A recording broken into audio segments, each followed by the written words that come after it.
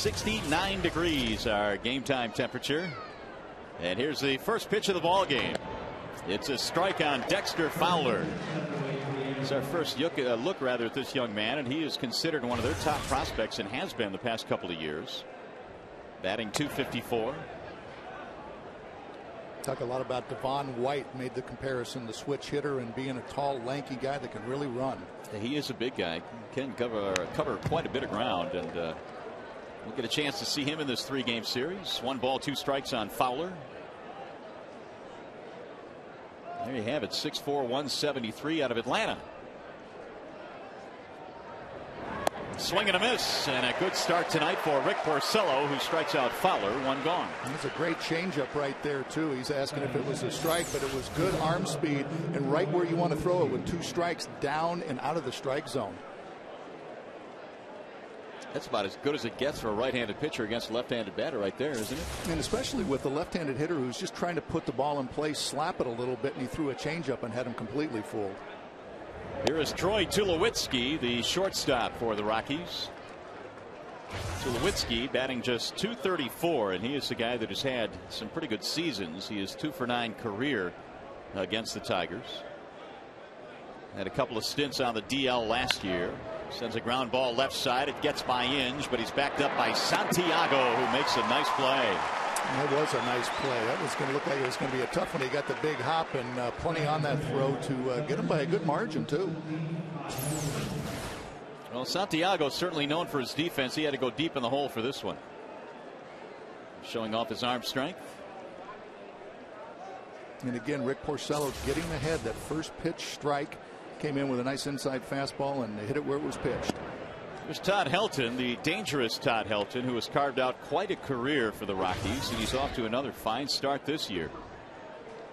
.338 batting average. He's hit 5 home runs.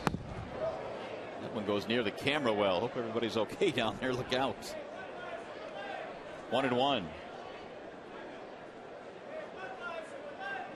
You got to believe Rick Porcello's got a little bit of an advantage here with Helton not ever seeing him before, not knowing what he throws. Sure, they have tape and gets to see what he looks like and everything, but stepping in there right off the bat, it's got to be a little different. So advantage at least for the first time through for the pitcher, you would say? I think so. And until they start talking, they get back later on in the game and saying what's he got, what's he throwing these certain circumstances, and all eyes are going to be on him here for the first few innings. Helton couldn't hold off on that letter high fastball, and he fouled it away. There's a little bit of a defensive swing there out of the strike zone, up in his eyes there a little bit, and protecting a little bit there. Good numbers in interleague play for Helton. Career .303. Strokes that one back up the middle into center field. So Helton has a 2-out single, and he has the the handle of the bat in his hands.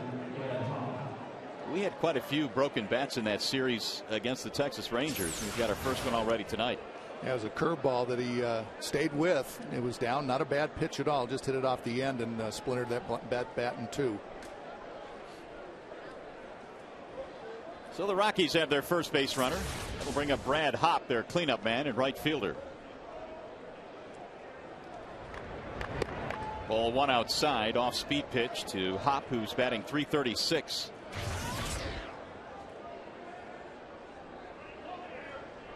Not a whole lot of luck. Career against the Tigers, only 2 for 13. These two teams met here last year for interleague play. Second consecutive year they've played here in Detroit, and the Tigers swept them last year. It's just been something about interleague play. Boy, the Tigers have done terrific work the last 3 years, and hopefully more of the same this season. The 1-1. Good pitch. And don't think Colorado doesn't think about that too. Hey, we came in here last year and got swept, much like Texas has had those problems coming in here. And what is it, 11 straight that they've lost now at Comerica Park. So let's just hope that the Tigers are able to take advantage of that and keep them on that losing streak. Clint Hurdle, their skipper. That one sinks low and away. Hurdle was a coach for Jim Leyland when Leyland was managing very briefly with the Colorado Rockies. So those two have some history together. 2 balls, 2 strikes on Brad Hopp. Now run it full at 3-2. Outside of that one pitch that I think was a purpose pitch to Todd Helton, it was up around his eyes. Everything has been consistently down, which is a good sign for Rick Porcello.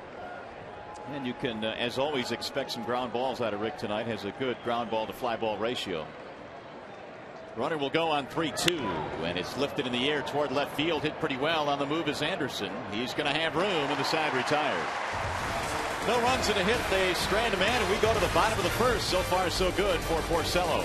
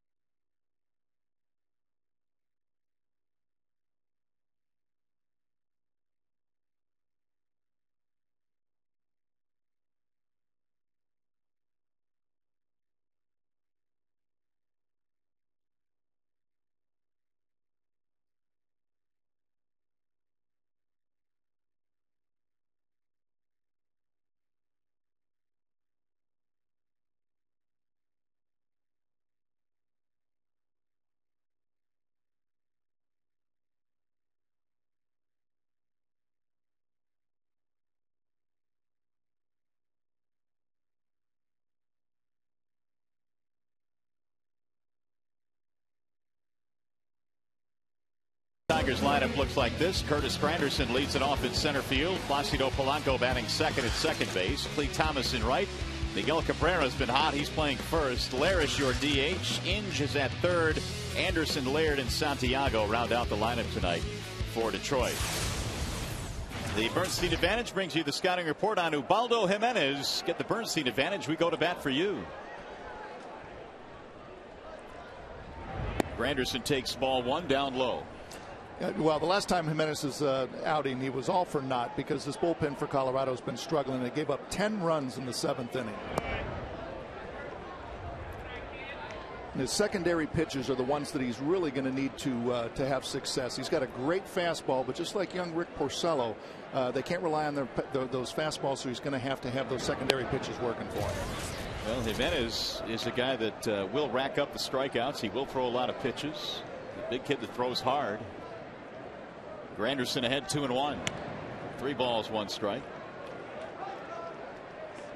Curtis 6 for 23 in the homestand, batting .258. His power numbers, as you know, are up this year with 11 homers. And that's pulled on the ground to second base. Clint Barmas gobbles it up. 1 gone. Don't see that very often, do you, Dan? Stirrups. Those are those old time look right there, you know, and wearing the pants high, showing a lot of leg there. It's kind of like they wore them in your day. Nah, you know stirrups. What? It might be a little bit, or he's trying to use it as a distraction to the hitter, you know, trying to focus on down there instead of up on his eyes. Never thought of it that way. Here's Polanco. Placido batting .265. He has knocked in 16 this year. And good numbers career against the Rockies at .358. Of course, Placido has pretty good numbers against just about everybody. That's lifted in the air to right field. Routine for Brad Hopp. 2 gone. Check out the Rockies defense behind Ubaldo Jimenez. Backing up Jimenez will be Spilborghs out in the left field, Fowler in center, Pop in right field, Atkins at third base, Tulowitzki at short, Barmas at second, Todd Helton at first, Ionetta behind the dish, and Ubaldo Jimenez on the mound. And here is Clete Thomas now with 2 outs for the Tigers. Clete batting .302. It's very interesting how Jim Leyland has just continued to hit this kid in the 3 spot in the lineup.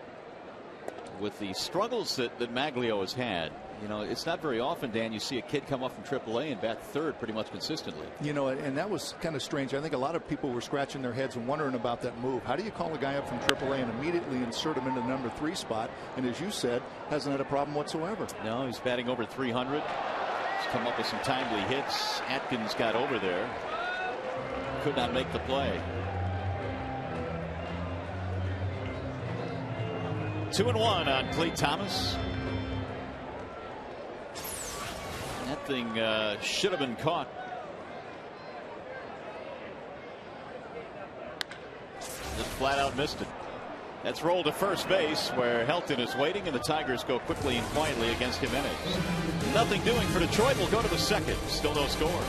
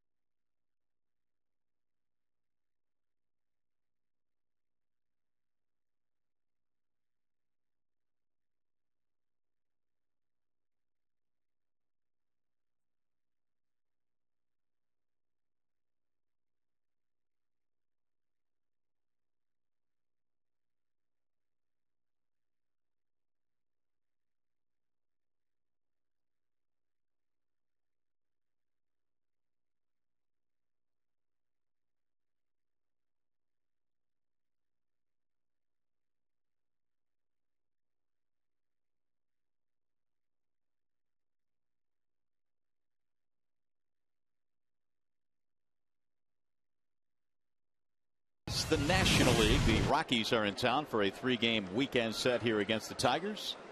Good crowd on hand here tonight for a Friday night, and Rick Porcello returning to the hill in the second. And what a difference it has been, Dan, in his last 3 starts. And I really think that has a lot to do with him getting that curveball over. His first 4 starts, he was throwing a good fastball and changeup, but was struggling getting that over. And he's since started getting that curveball over, and that's where all that success has come from.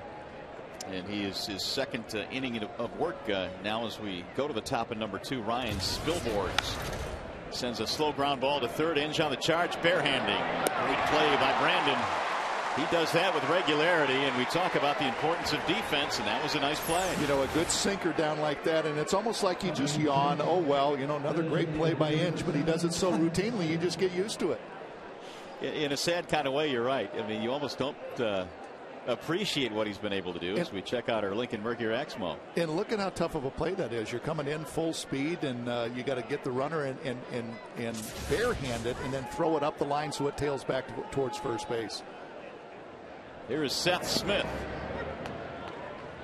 Smith is the designated hitter. 278 batting average. Well, we've talked about the improvement that the Tigers defense has shown, and the numbers start to bear it out here as we continue along. The Tigers come in second in the American League in team defense. Only Minnesota has committed fewer errors. Ball is hit well to left. Anderson battling the sun for out number 2. I think that might have happened on that pop fly down the third base line when the Tigers were at bat. That sun is a little difficult out there.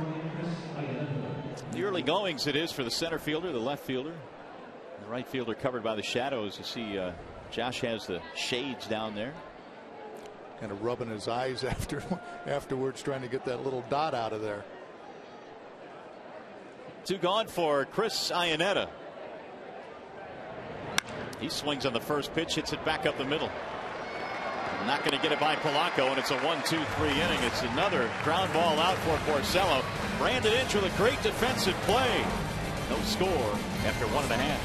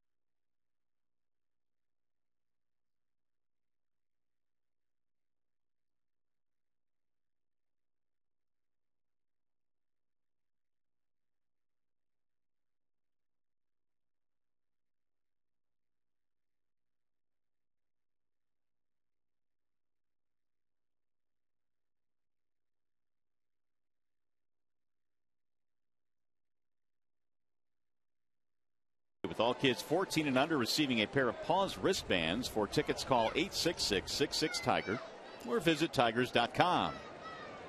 And all kids 14 and under get the Paws wristbands on Sunday against the Rockies before the Tigers hit the road again. Miguel Cabrera leads it off. He'll be followed by Jeff Larish and then Brandon Inge. In a scoreless game, Ubaldo Jimenez drops in a breaking ball for a strike. 0-2. No, he doesn't look real scared of Miguel. I don't know if he knows who he's throwing against up there. Coming after him, just challenge him right out of the chute like that. Two pretty good pitches, though. Good location on down and away from on both of them. Cabrera should be scaring some people. He's batting .381, and he got him. Strike 3. Right in the outside corner that Cabrera didn't like, and he is letting John Hirschbeck know about it. And I don't blame him. You know, the first two pitches are out there, and this one looked like it might have been just a tad outside. That replay looked like it might have been a little off the plate. But with 2 strikes, Cabrera not protecting there, and he's out. So the first strikeout for Jimenez. Here is Jeff Larish. Larish batting .256, 3 hits on the homestand. And getting another start here for Jim Leyland, the DH tonight. It's awfully tough when you're an organization, you're a first baseman, and the guy at the big league level, his name is Miguel Cabrera. There's a big old roadblock at first base. You're right. I think, but with those 4 home runs, though, I think that's a good sign. That's what they wanted to see out of Larish, is a left-handed stick that gives them that the power from that side of the plate. So that four home runs in limited action is not too bad. And he does give them the ability to play several different positions. He can play some third, the corner outfield positions as well. There's a wave and a miss. So Jimenez looking awfully strong here in the early going. His second strikeout of the game. Yeah, that breaking ball right there is pretty good. That looks like it's a fastball all the way, and it just gets right in front of home plate and then just darts down and into Larish. Tough to hold up and tough to discern what kind of pitch it is coming in that hard in the same speed. Well, here comes Inge now, and his average at a very solid .280. We've talked about all of his power numbers and how he's driven in runs this year, but I think maybe more than anything else, Inge would like to show that he can bat for a decent average as well. He pops this one up. Shallow right field. Barnes goes back to the grass. And another snappy 1-2-3 inning for Ubaldo Jimenez. Tigers go in order. After 2, no score.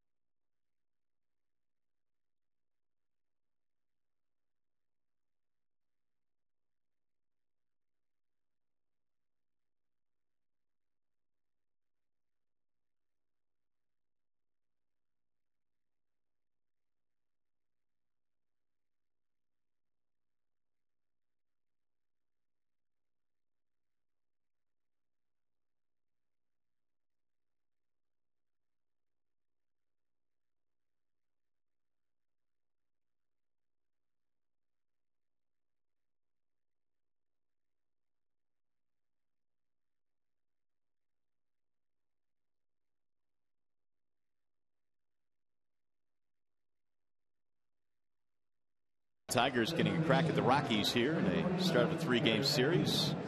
Red Wings playing in some important games as well these days. What a great sports town. Of course, the Red Wings in Chicago, and Tigers filling up the house here in the Motor City against the Rockies. Garrett Atkins leads it off, and Porcello starts him off inside 1-0. Atkins, then Barmes, and then Dexter Fowler. That is pulled foul down the left field line and just foul. 1 ball and 1 strike. Well, we have seen interleague play now for quite a few years, Dan, and think back to your playing days. Would this be something you would like to do, play the National League? Well, you know, I find it attractive now. I don't know back when I was playing, because we had a lot of games against the Yankees and the Red Sox. That's rolled to short where Santiago is positioned, and 1 away. In the Blue Jays, you know, where I still think that would be great to see that rivalry, just because of how close the Blue Jays are. So if you got rid of interleague play, maybe you throw a little bit more of those games where you know, it's attractive with the Yankees, Red Sox, and Blue Jays teams like that. Yeah, I'm with you on that, and that's, I guess, one of the points that I've always thought is a valid point against interleague play. But certainly the attendance numbers through the years have been up. There is strike 1 on Clint Barmes. And if you're a team that doesn't have a lot of success year after year after year, you're not going to see a National League team. So it's nice when they come to your ballpark. There's a strike call. 0-2. I always thought that it was neat to see a National League team in the World Series, and that was the first time you saw that team, you know, to play for it all. You know, the other thing I think is interesting, though, is when the American League team goes to the National League team, and it's an entirely different game for us to watch as the pitchers hit. Now, I know, you know, a lot of times you don't want to see Jeremy Bonderman make a fool out of himself at the plate, but you also have Dontrell Willis that has got a chance to hit one out. That's true. That's a good point. What kind of hitter were you?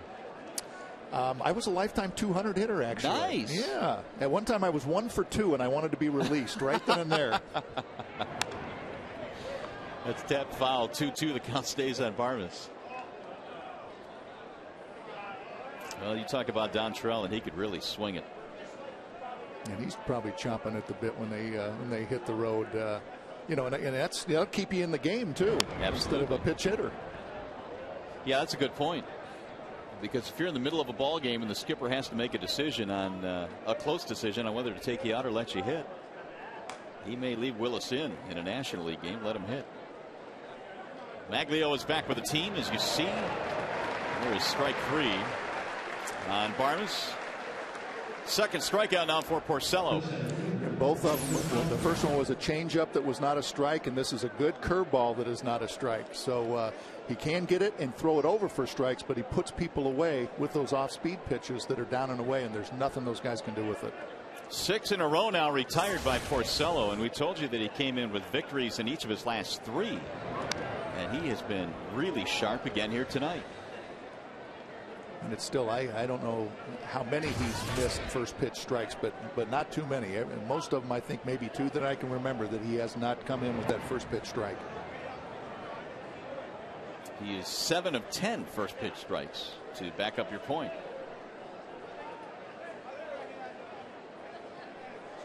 And we saw yesterday Edwin Jackson was not throwing first pitch strikes, but he was able to get out of a few jams and really pitched a dandy yesterday for the Tigers.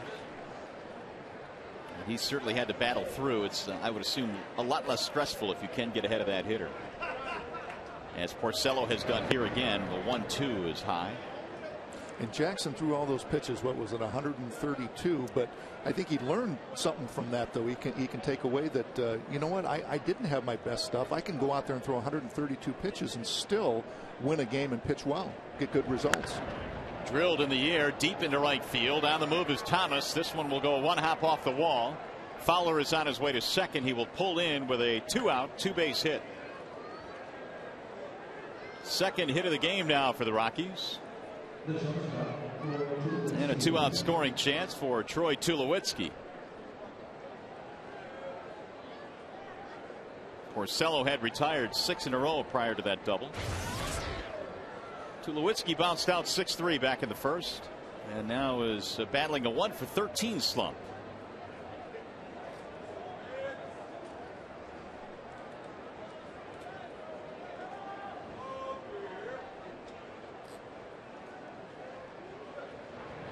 Breaking ball stays up 1-0.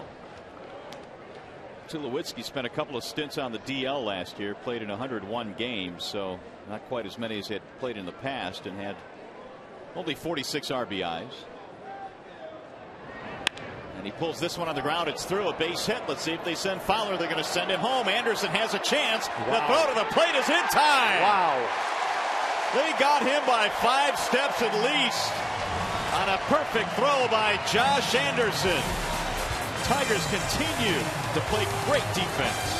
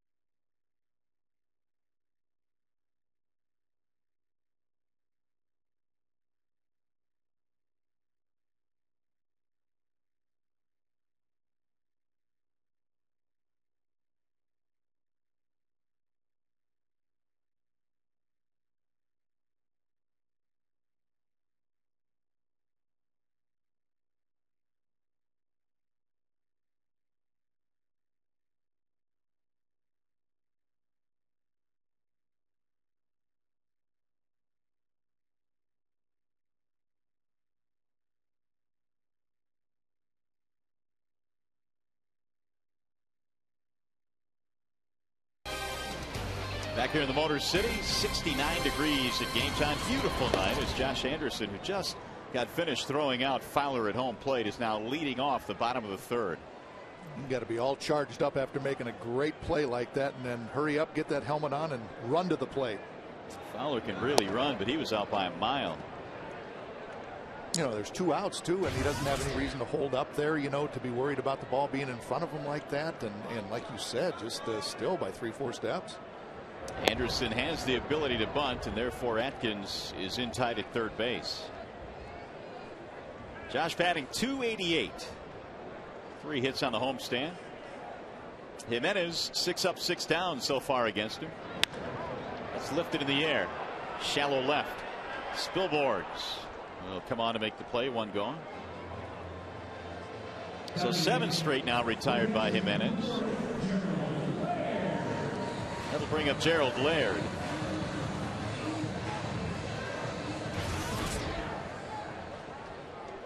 Laird at .214. 5 hits on the homestand. And what a homestand it has been for the Tigers. Winning 6 in a row so far.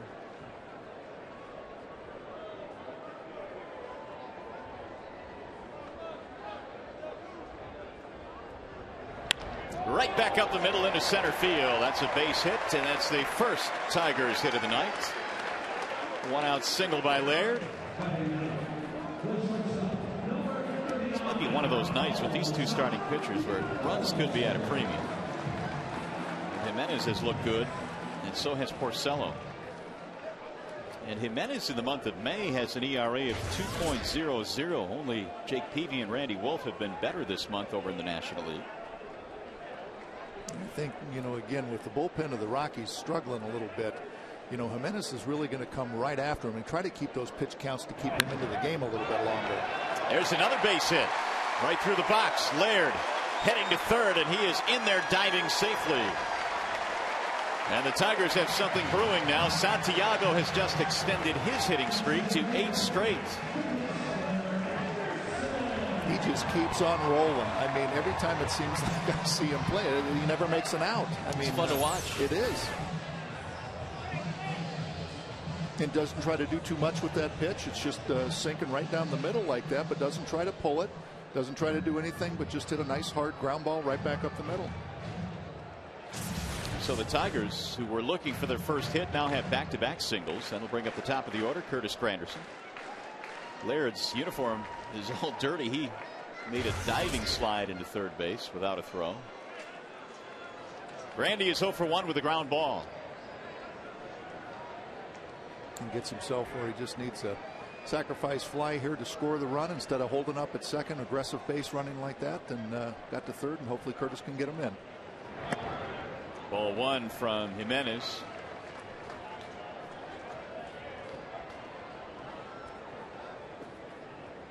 You see they're tied at the corners and looking for 2 up the middle if they can get the ground ball.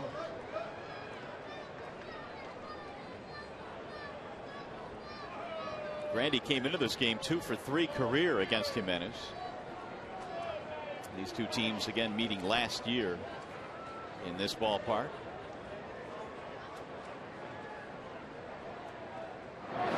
Santiago gets back. Ramon is not really a big base stealer. He's attempted only 1 this year and was caught. That's to keep him close over there, but at the same time, you know, keep him a little bit closer to first base just in case he does hit a ground ball. It helps turn that double play over. You get off that lead a little bit, get him out there too far, and better chance to break up that double play down at second base. Jimenez has not really pitched all that well on the road this year. A 1-3 record. In some trouble here in the third, and another toss back. 25 years old, Jimenez, out of San Cristobal in the Dominican Republic.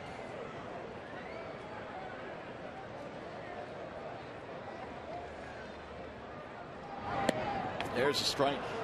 1-2. Nice pitch right there.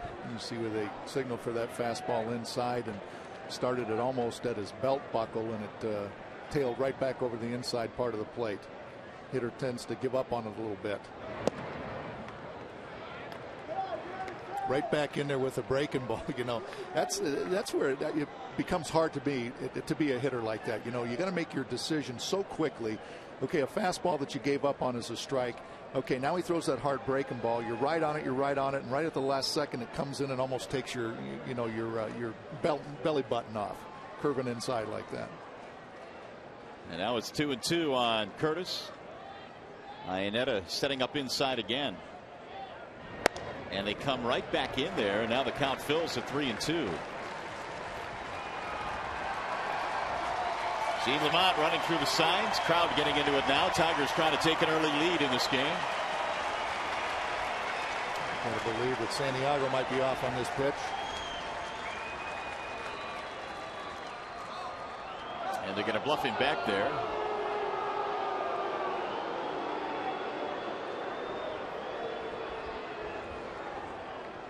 See, now if I'm a base runner, I get picked off on that play every time.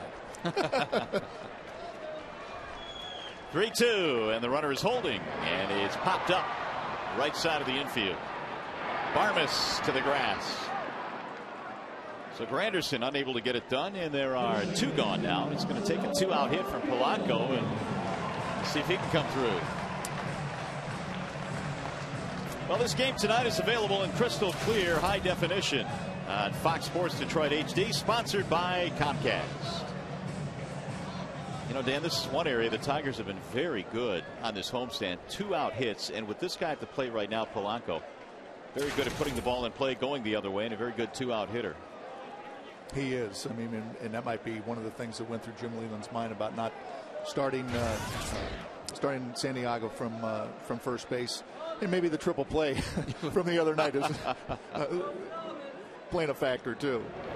That one might stay with him for a while. Strike 1 on Polanco.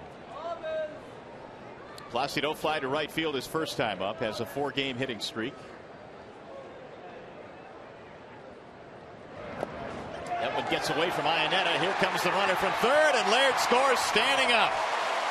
Both runners advance. A wild pitch by Jimenez gives the Tigers an early lead. Good base running by Laird again to get to third base, and then right on his toes right there, waiting for anything to happen. And this ball doesn't get too far away from the catcher, and yet he's right on it and scores easily.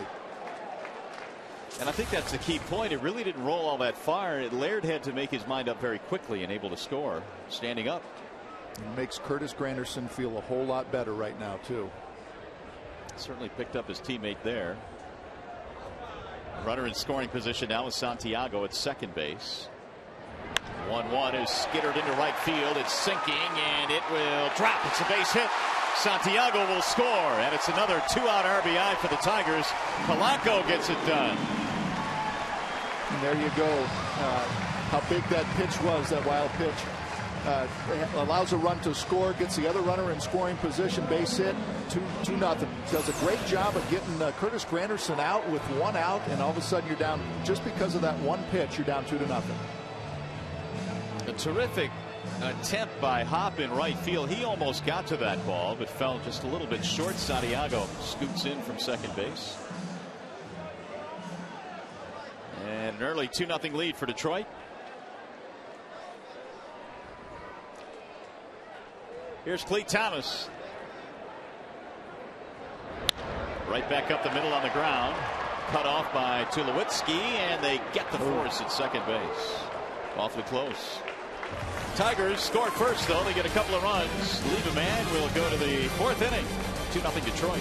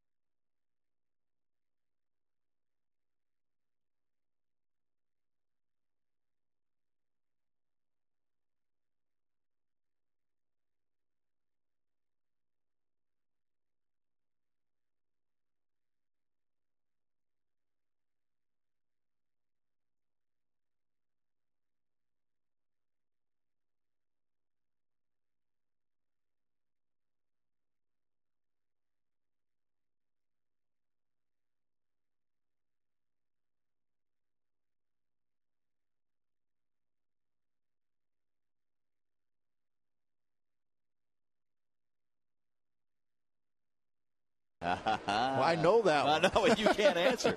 You cannot answer. And if you can name all the teams, you get a gold star tonight. But Peaches, you can't answer that one. Well, we know of at least one, right? That's right. But there are more than that. Dan Petrie filling in tonight for Rod Allen, who's back in Arizona with his family. His daughter Rachel graduating from high school. And Dan graciously filling in this evening as we head to the fourth inning. Yeah, there you go. There's Rod Allen and his daughter Rachel. It's an outstanding photo. How did we get that photo? Now, Rod would appreciate this. Now, his daughter definitely takes after Mama, right? You said that, not me. Polanco handles the ground ball, and Helton is out of there. One gone. That'll bring up Brad Hop. Hop is 0 for 1. He flied to left field. Porcello, a little bit of help from his friends in the last inning, had a runner cut down at home plate, so he has kept the Rockies off the board so far. Tigers have backed him with a couple of runs. This is line toward left field. Anderson, a lot of first pitch swinging in this game.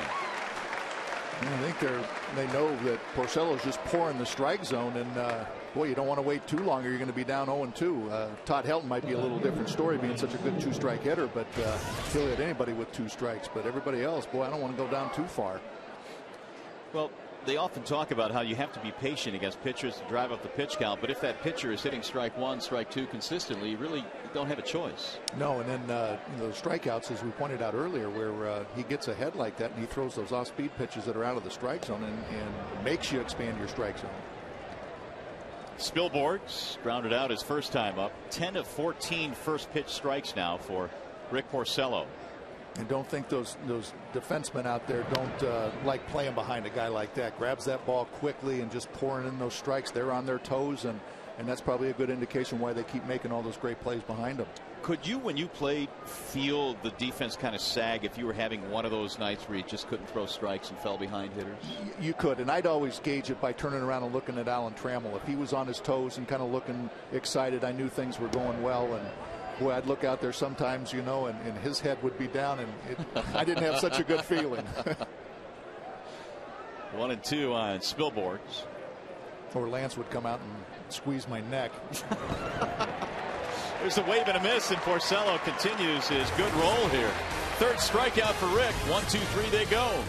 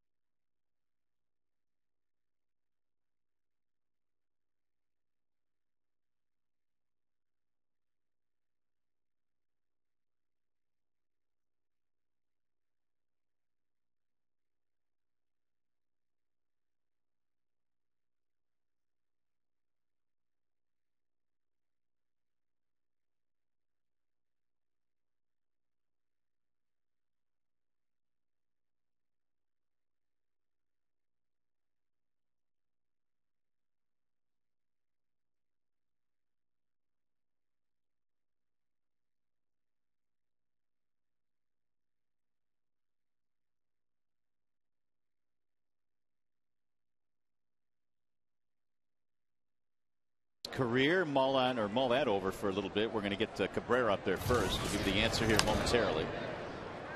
Miguel leading it off for the Tigers, who lead 2-0. It'll be Cabrera, Larish, and Inge facing Ubaldo Jimenez. Cabrera struck out back in the second, batting .378, and he hits one on the ground the other way to the second baseman Barmes, who gobbles it up. Yeah, he is pitching him tough. The first 4 pitches, 3 pitches in the first at bat were all down and away. The first pitch was down and away. That one he busted in with a tailing fastball and got in a little bit on Cabrera's hands. Well, there's that question again. Dan Petrie played for how many teams in his career? The answer is, see, I only had 3, but you played for 4 teams. Yeah, I kind of knew my days were done when it was 3 teams in 1 year. Detroit, Atlanta, and Boston. Is that the mile marker there typically? Yeah. When you get your 3rd team in a season. Can't believe that somebody still wanted me on that 3rd time around, you know.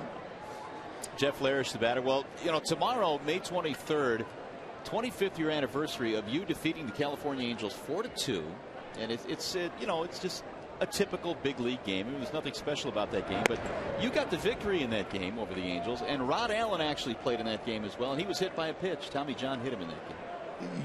And that's something that the '84 Tigers and the 2009 Tigers have in common, is Rod Allen. That is absolutely correct. That's it. So that's a good omen right there, actually. I'll tell you that I remember that game because I went 7 innings, and Willie Hernandez came in and pitched the last 2 innings and struck out 5 out of the 6, as we see Jeff Larish go down on strikes. 5 out of the 6 hitters he faced, and the only hitter that made contact hit a pop fly about 10 feet up in the air that Lance Parrish never had to get out of his crouch to catch. Just a phenomenal performance just to shut him completely. Wow. Well, here's Brandon Inge now with 2 outs. You improved to 7-1 with that victory over the Angels. 7 innings, 5 hits, 2 runs. And then Jack went out the next night, and I think pitched a shutout or 6-1 victory, something like that. And then wheels kind of came up in Seattle up on the weekend. Yeah, I remember that. That's driven deep right field. Does it have enough? It might. It does. It's another home run for Brandon. This one goes the other way. That is number 12 to lead the Tigers. You know, it seems to me that when a pitcher makes a bad pitch, he's been not missing them and capitalizing. But this pitch is not that bad. This looks like it's down and over the plate, and Brandon doesn't try to pull with it, just goes right with it. Pretty good location, and again, he didn't roll over and hit a ground ball to the shortstop, went and drove it deep into the right center field bleachers. What a start to this year it has been for Brandon Inge, who has looked as comfortable at the plate as really any time we've seen him. I guess you go back to 2006 when he hit a career high 27 home runs, but he is well on that pace right now with 12. You get a chance to talk to Lloyd McClendon, but just that little difference in his hands and the way he approaches, I guess, made all the difference in the world this year. It's kind of hard to believe such a minor tweak can have such an impact.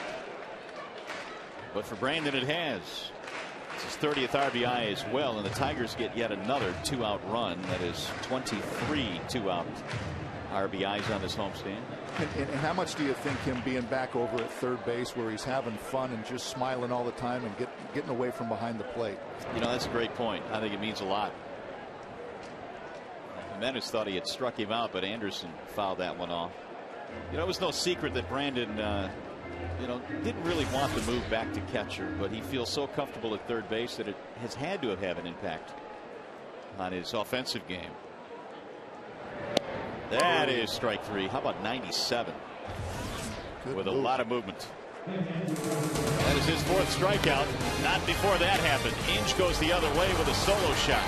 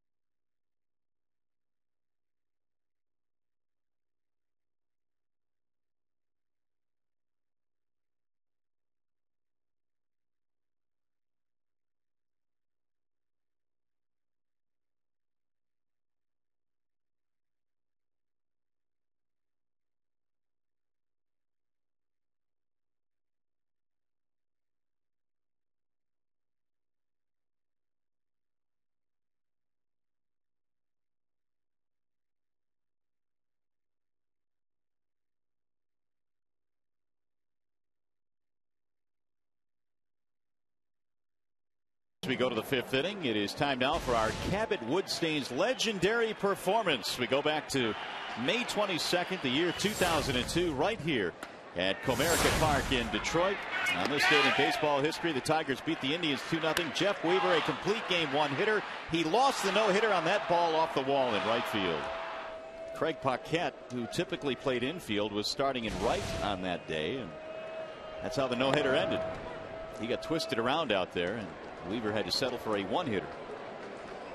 Remember that game, and boy, when Jeff Weaver when he was on, he was on. He was really tough on to hit. And he's still pitching. I mean, he's out with the Dodgers now over in the National League, and was on that Cardinals 06 team that beat the Tigers in the World Series. Pitched the finale, if I'm not mistaken. He did. Yeah. Seth Smith is leading off the fifth. Smith, then Iannetta, and then Atkins. The Tigers got 2 in the third, 1 in the fourth. It's lifted, foul ground, and back toward the seats. Well, for Porcello, 1, 2, 3, fourth inning. He's gotten him in order a couple of times tonight. And Rick just kind of picking up where he left off in his last 3 starts. 6 strong innings in his last outing against Oakland here on this homestand.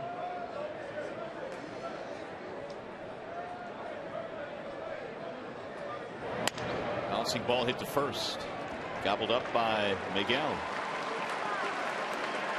1 away. Good changeup again. You know, just thinking about Menace, you know, it seems like everything that he throws is hard. And Rick Porcello has a nice fastball, but he's mixing in those off-speed pitches and have something to keep those hitters off balance a little bit. You know, these guys, if you're throwing everything one particular speed, even though it might have a little wrinkle in it, that's not enough. You know, he's got a good wrinkle in it, but he's also changing speeds with everything. It's a bouncing ball to short, bobbled by Santiago, stays with it though and throws him out.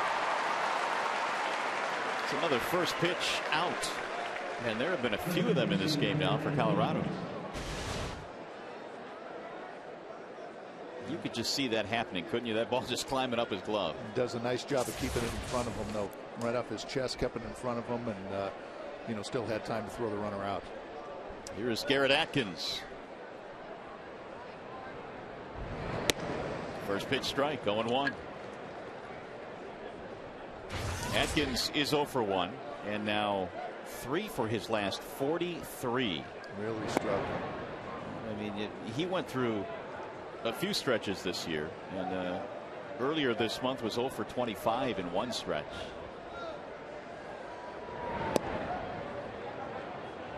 We're talking about a guy that has averaged 110 RBIs in each of his last 3 years. Especially at that third base position, where it's a power position where you expect to get some big RBI numbers and a lot of home runs, and let alone that 188 batting average. 3 balls, 1 strike on Garrett Atkins, and there is ball 4. So the Rockies get another base runner. It's the first walk issued by Porcello. That'll bring up Clint Barnes. Sure, Rick's kicking himself a little bit. You know, it's that spectacular control and breezing through, gets 2 quick outs, and then you know, has a little letdown there and has a walk. So I'm sure he's not real pleased about that. Well, he struck out Barnes the last time he faced him, but he gets ahead 0-1. He struck him out with that same pitch right there too. If that's any indication about the type of swings he's going to have on that curveball, you just keep throwing it until he proves that he can hit it. See if he gives him another. He does.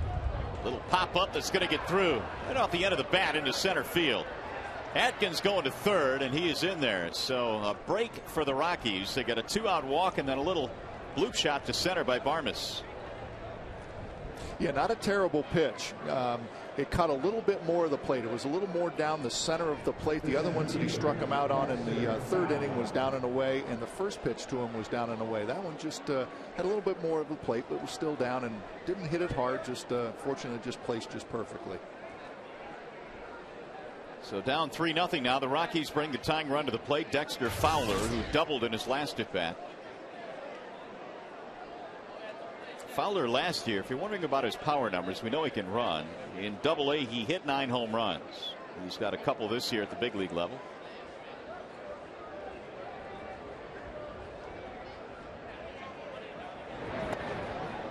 Off speed down low, 1-0.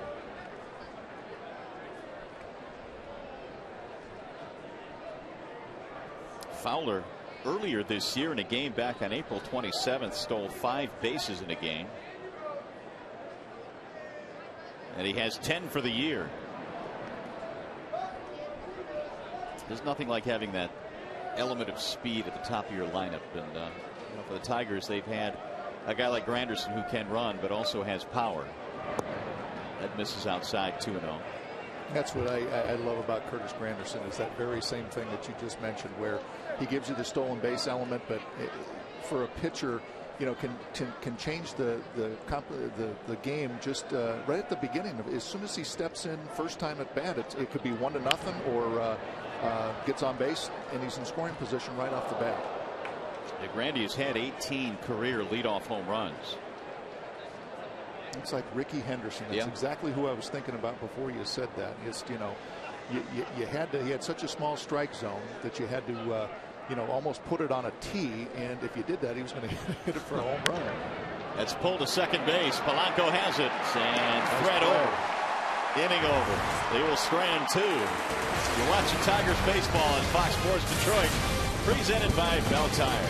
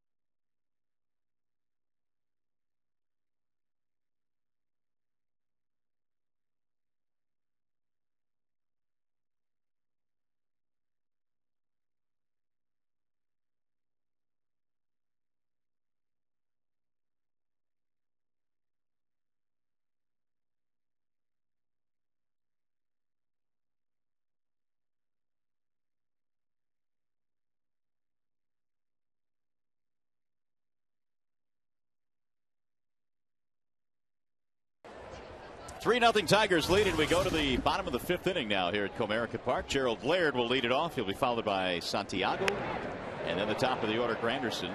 Bunt attempts, goes foul back into the dugout. Laird will do that on occasion. He runs well enough for a catcher to be able to drop one down, and if nothing else, it places something into the mind of the third baseman that play the Tigers this year, that he has the opportunity or the ability to do that. And he will take strike 2 as Jimenez hits the inside corner. 0-2 now on Laird. He did. He showed that speed back in the 3rd inning when he scored and went from first to third on the base hit and then scored on the wild pitch. That's your average Bear in terms of what he can do from that catching position. Gerald played some center field in high school. Said that the shortstop at his high school team was Bobby Crosby, Rookie of the Year for the Oakland Athletics. Ian Kennedy also pitched for his high school team, but that was a couple of years after Gerald left. A lot of talent in Southern California, that's for sure. Here's the 2-2. Fouled it straight back. Again, just watching those speeds, every pitch is hard. And like I said, the timing of those hitters, they're going to be on that after a while. Every now and then you're going to have to drop something in there that's a lot slower than those fastballs and sliders. That one at 96 almost hit him, and it goes full now at 3-2. Jimenez was looking pretty tough early on, retired the first 7 consecutive Tigers before Laird had a single in the 3rd. He turns this one on the ground to third base. Atkins, one gone. Well, the Tigers offer the best value in sports with $5 tickets, $5 parking, $5 kids and adult meals. For tickets, call 866-66-TIGER or visit tigers.com. That's an outstanding deal here at the ballpark. Yes, we are. And you can only gather as Santiago slaps it to left. Another base hit for Ramon. It's his second hit. I'm going to say you can only expect it as the weather gets warmer, as it has turned now. Kids get out of school down. This place is probably going to be full. First place team. It's great to see everybody happy. Everybody's saying that welcoming summer in. You know, the unofficial start of summer this weekend, 3-day weekend for most people, and just like you said, Tigers in first place. Well, here is Curtis Granderson. He is 0 for 2. You know, this team here this year, Dan, has had some players that have really stepped up. Role players like Santiago and guys like Clete Thomas and Anderson and the kids that have come up. Can you draw any comparisons between this team and the '84 team on, you know, maybe getting some production from places that were outside of the big guys on the team, the big backs in the team? You know, I can, and that's what impresses me so much about this team is you have so many big guns that have been hurt, and the people that have been forced, you know, to pick them up. Say a Rick Porcello and a Ryan Perry, where maybe they didn't necessarily make the team. They did make the team, and they've proven that they belong up here, and they're putting up great numbers. And Josh Anderson and Clete Thomas and Ryan Rayburn, and then the list goes on and on. Where you've had Dontrell Willis out, Bonderman, Maglio, Nate Carlos Robertson, Guillen, yeah. you know, Carlos Guillen, you know, and you don't miss a beat. You just keep on winning. And we had Alan Trammell back out in '84 for an extended period of time, and Doug Baker filled in for him. So, you know, that's a good sign of a good team when you can miss your big people. Ooh, inside fastball again, pounding them in there for strike 3. But it's a good indication that you don't miss a beat where you have your secondary players or your role players come in and continue to win. Pretty good pitch here by Jimenez. And again, that late life. Curtis is going to. He did that the first time when he got him to pop out there with runners on first and third. And I think Curtis is going to put that in the memory bank, I think, and hopefully late in the game look for a pitch in there and drive it into the seats in right field. Polanco the batter. We're in the 5th inning. Tigers lead 3-0. Placido had an RBI single back in the 3rd. He banged that one off his foot. Well, the Tigers have gotten a lot of production, and I guess it just goes to show you that throughout the course of the season, with as many games as you play, I think one of the most underrated parts of a team is its bench. There's Adam Everett, who has shared the shortstop position with Santiago, and Tigers have gotten a lot of production out of the bench. And especially that shortstop position, too, because Adam Everett's having a nice season. Everybody said, boy, it was just his defense. Boy, we don't care what he hits, and play good defense, but as well as putting up good numbers offensively. And he's going to stay strong because you're going to be able to rest him with Santiago, and you're going to keep Polanco strong because you'll be able to put Santiago over at second. Runner goes, and it's slapped foul back out of play. Well, I mean, that '84 team, you could pretty much pencil in Lou and Trav. I mean, those guys played every day, and you know, big wheel behind the plate. Chet Lemon out in center field. You had your big guns and guys that went out there every day. But when you get into August and September, those guys that have played every day start to feel it a little bit. And I think Jim Leland handles it just perfectly too. You know, he mixes in those off days, so instead of just having one off day, you know, he'll give them the day off, say it's a day game, and then they'll have the day off. So actually they're getting a good 2 days off instead of just the one. That was the first pitch that was in the 70s right there, a slow curveball that Jimenez just dropped in there, 76 miles an hour. 2 balls, 2 strikes on Placido Polanco. Santiago 2 for 2, edging off the bag at first, and Iannetta flashing the signals. Fly ball center field. It's routine for Dexter Fowler, and that is that for the Tigers. So they get a 1-out hit, strand a man, 5 in the books here at Comerica Park, 3-0 Detroit.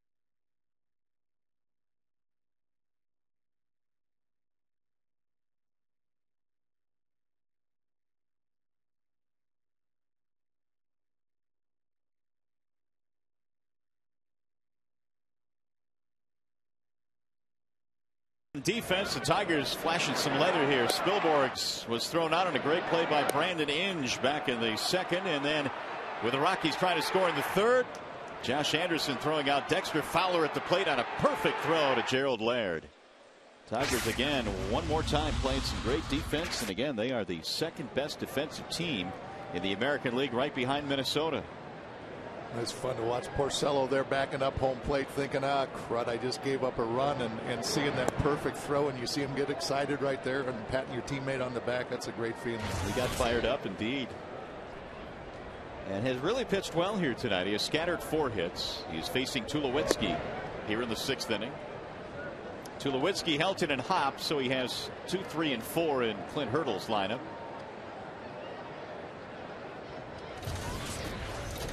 The 2-1 pitch. Inside and high. 3-1 now on Tulowitzki. Former first-round pick of the Rockies back in 2005.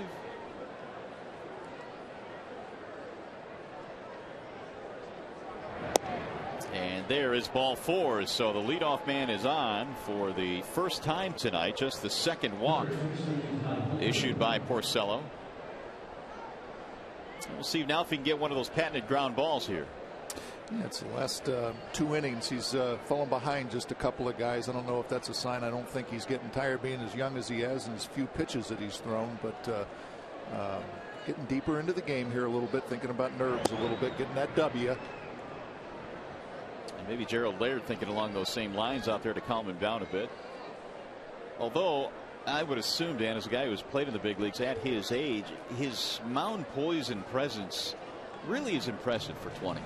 It is, and I got to meet him at Tiger Fest and had a brief interview with him, and you know, I thought he was just real shy and real quiet and everything, just being the 20-year-old rookie, but no, he's just reserved and just complete composure. It's not a matter of, hey, I'm just going to play the 20-year-old rookie scared to death or anything. It's just I'm in control. It's just my demeanor a little bit, just you know, just a little taken back. Yeah. Well, it's hard to believe that just a couple of years ago he was pitching in high school. So here is Helton now with nobody out. Tigers ahead 3-0 in the 6th.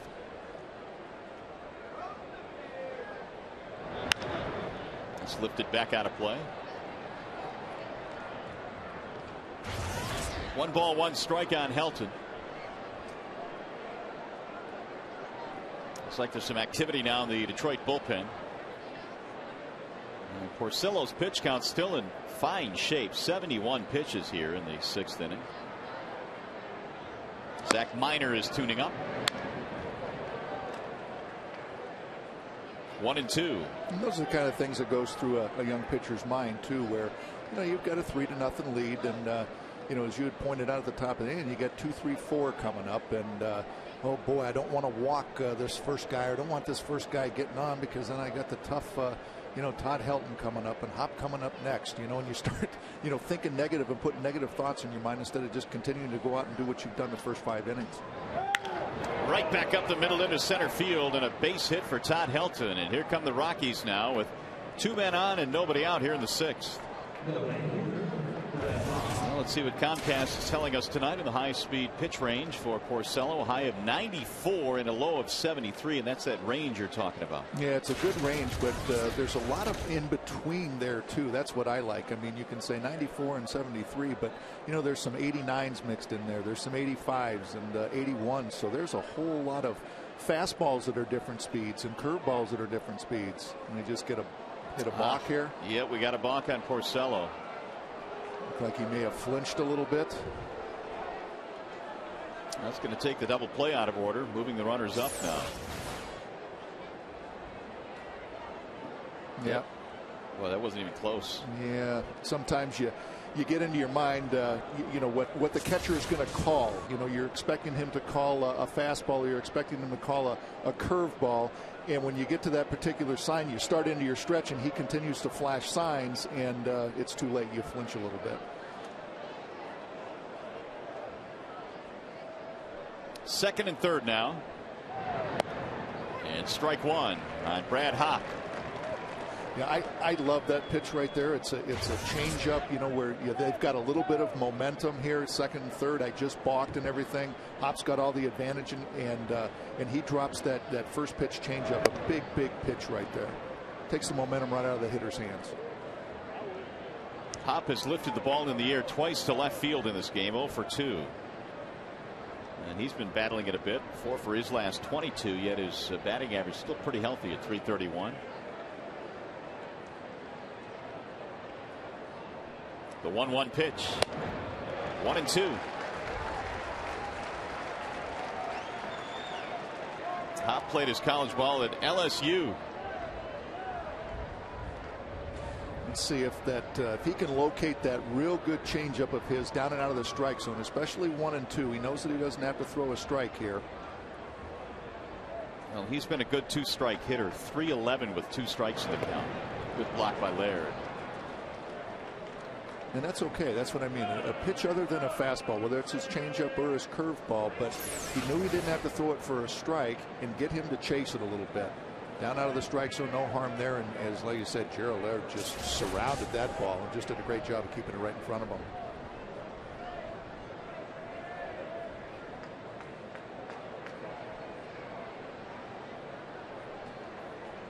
Here's the 2-2.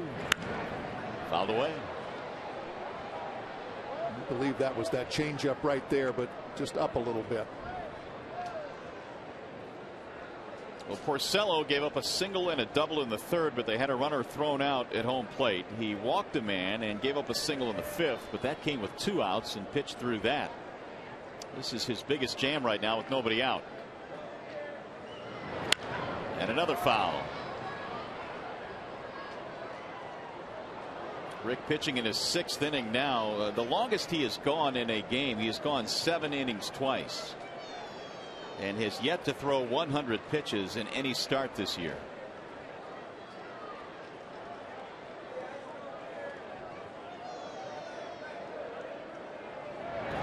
Right back up the middle into center field. This might get 2 runs in. Let's see. They're going to hold the back runner Helton at third, and an RBI hit for Hop makes it 3-1, and the Rockies now have the tying runs on. Yeah, just a curveball right there that got too much of the plate and right up about belt high that Hop could certainly handle and not to try to do too much with it and just take it right back up the middle for a solid base hit. So that's the 34th RBI of the season now for Hop. Puts the Rockies on the board, and they actually have 6 hits to the Tigers 5. Helton's standing at third right now.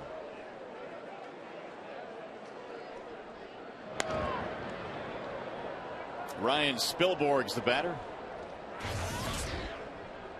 To get back to what you were saying about the pitch count, you know, if you get to a certain level and you're never really stretched out a little bit, you do kind of hit that wall a little bit. Even though the pitch count isn't that high and it's not at 100, you get to that certain point and that's about it. You need to get stretched out a little bit at certain times. It's at 82 right now, and he's ahead 0-2 on Spilborg's. Boy, this would be big to get a strikeout and then hopefully get that double play, keep that double play in order and get right out of that inning. Here's the 0-2. Breaking ball missed in. It's 1-2 now on Spilborg's. I think that's a kind of a good sign right there that he might be getting a little tired where he almost starts that curveball, and he was doing this at the beginning of the year, starts that curveball behind his head a little bit and just kind of casts it out there instead of getting all the way over and through that thing and all the way over on the left side of his left knee, just like he threw that ball right there. There's a fair ball. There's 1 out. Here's the throw to the plate, and there's 2. How about that play? Miguel Cabrera steps on the bag. Helton tries to score, and he's out standing up. Boy, is that huge. Perfect.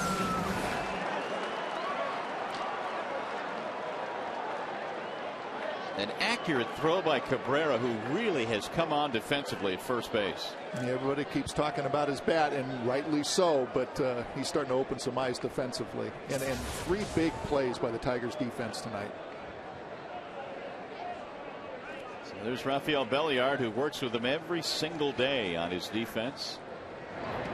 Now a chance for Porcello to get out of this thing with only 1 run, and that would be huge. They have a runner at second base and 2 gone. See, I'd much rather see that curveball in the dirt like that. No, it's not a strike, but at least it's being thrown correctly, and there's not going to be any harm that's going to happen down there. You kind of flip that thing up and spins in their belt high. That's the one that they hammer. So, hey, it might not be a strike. You're showing it to them, but at least it's thrown correctly. Smith is 0 for 2. Ground out, fly out. The 1-0. Lifted toward left. Should get him out of the inning. Anderson to retire this time. What a job by Porcello. Rockies get a run. Cabrera with a nice defensive play.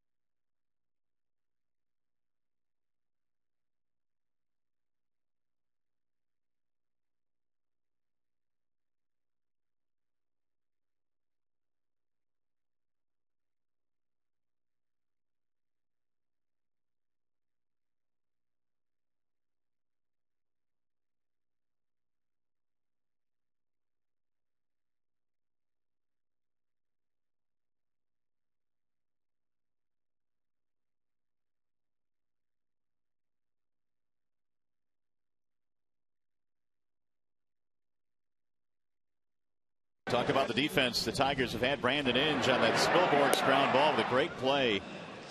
Inge watching the ball into his hand all the way. That's the key to that play, and Brandon makes it as well as anybody in the American League. And that accurate throw, too, because that's got to be started way up the first base line because it's going to tail back, and it was perfect. Coors Light Freeze Cam brought to you by Frost Brewed Coors Light. Here come the Tigers now. Clete Thomas will lead it off. The Rockies get a run. It's a 3-1 ball game. Porcello did a fine job of pitching himself out of a big jam. Jimenez back home and a bouncing ball to third. Atkins has it.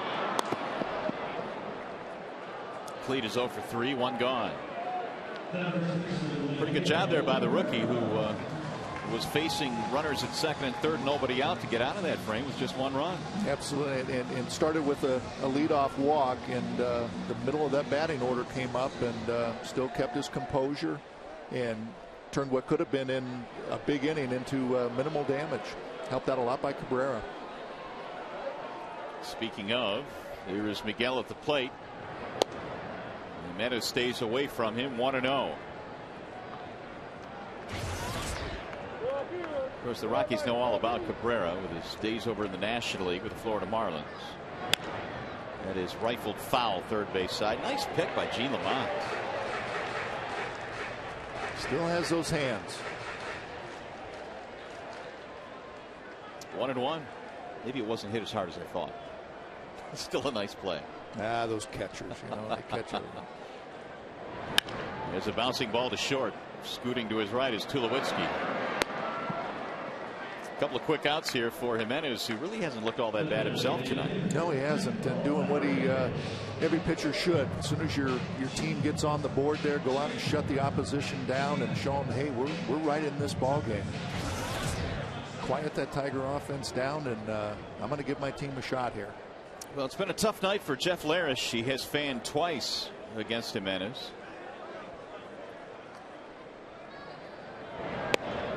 Breaking ball up, 1-0.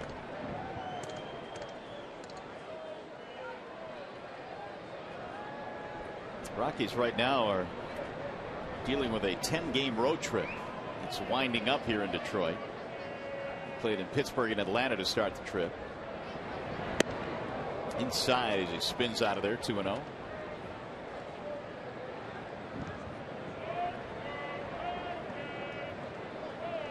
Clint Hurdle right now has his team in last place in the National League's West Division at 16-24. And over in the National League West, they're dealing with the Dodgers, who got off to that great start. In his 8th season now as the Rockies manager. 3-0 pitch. Swinging on 3-0 and sends a ground ball to second. Barmes will throw him out. 3 ground ball outs for Jimenez. 6 in the books. 3-1 Detroit.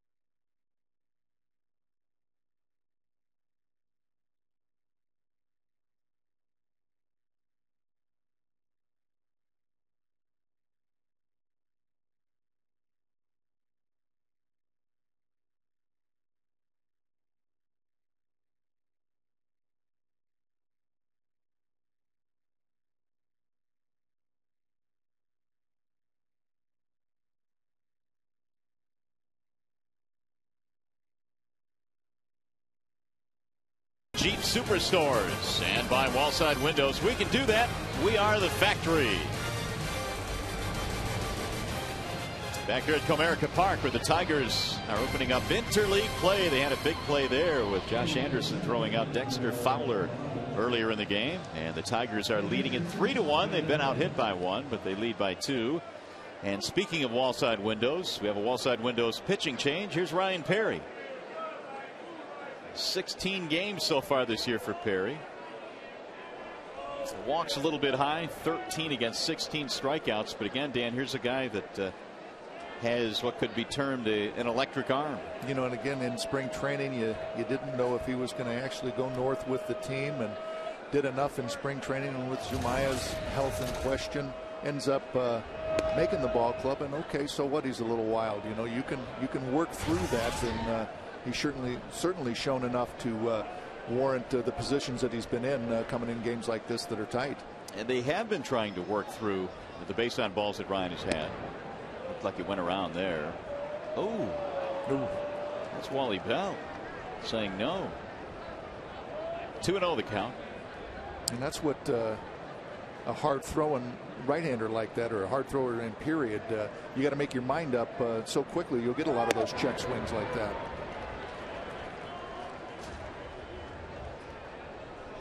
Iannetta leading it off. He'll be followed by Atkins and then Barmes. 7, 8, 9 in the lineup for the Rockies.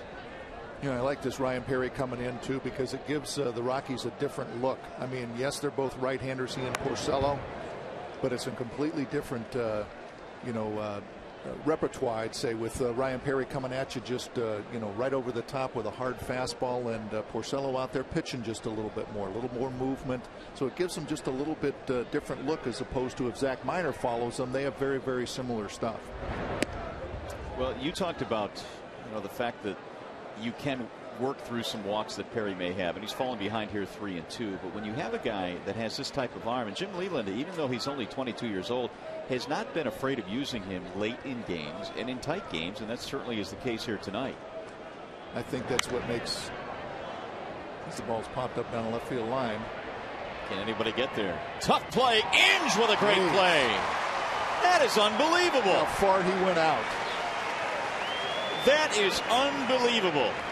The amount of turf he covered. Check this out. And everybody's letting him have it, too. Nobody wants a part of this, and he says, all right, I'll take it. There's not another third baseman in the American League, I think, that can make this play. Jeez.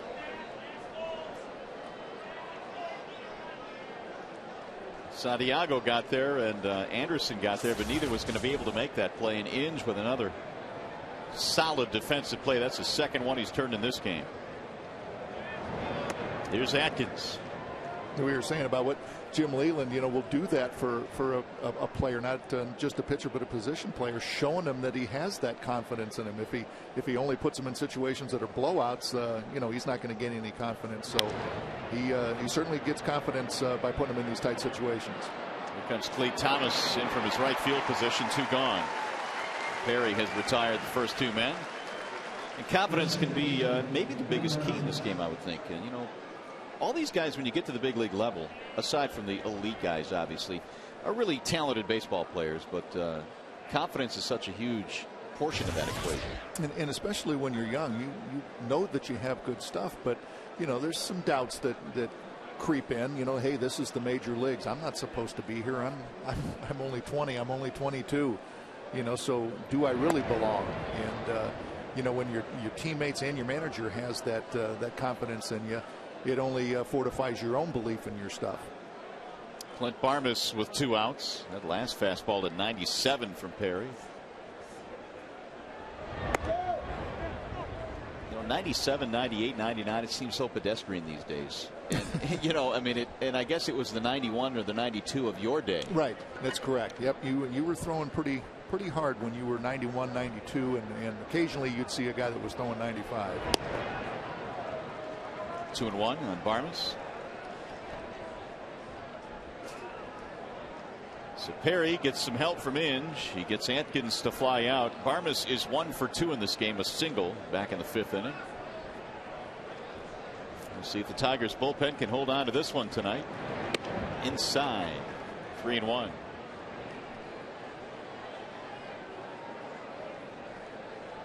Tigers relievers this year have an ERA slightly over 4. The starters have an ERA of under 4, 3.91. Swing and a miss. Threw that one right by him.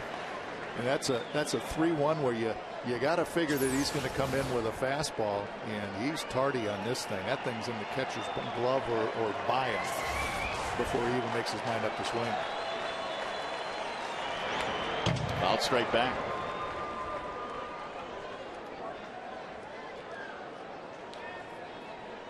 More action in the Detroit bullpen. Left-hander Bobby C.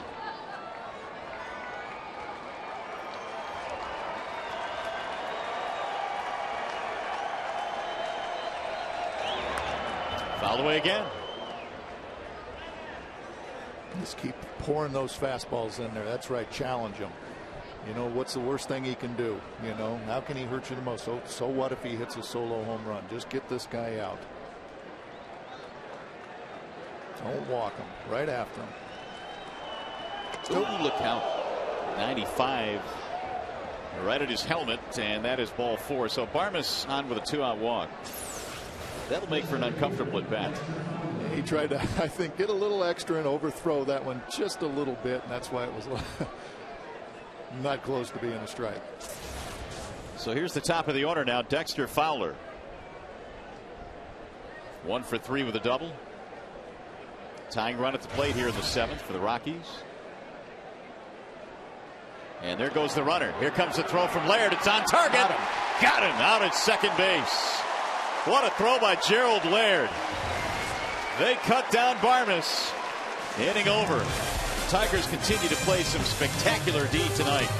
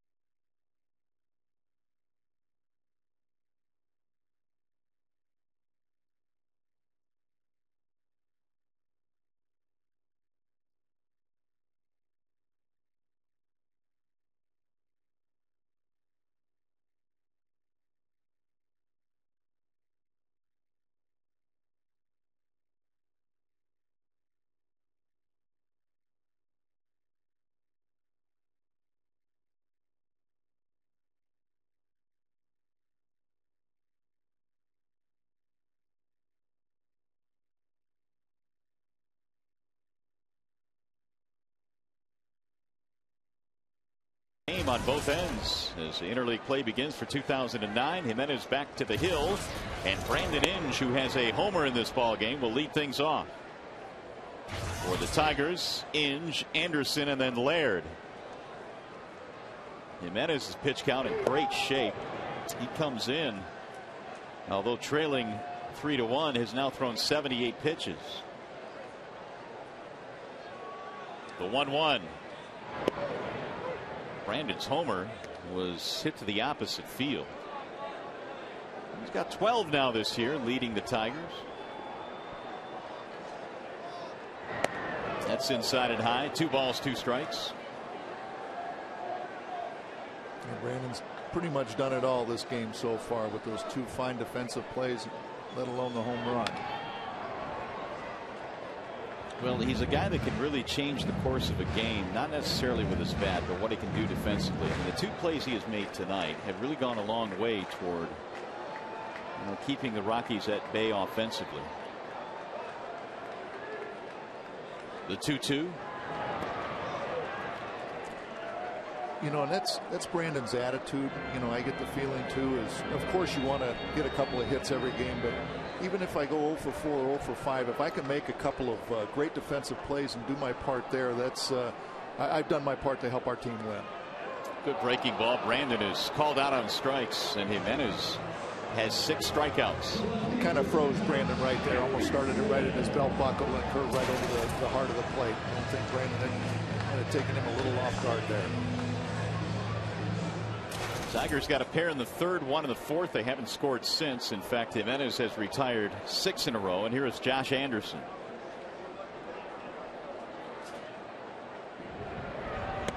He takes one in there for a strike.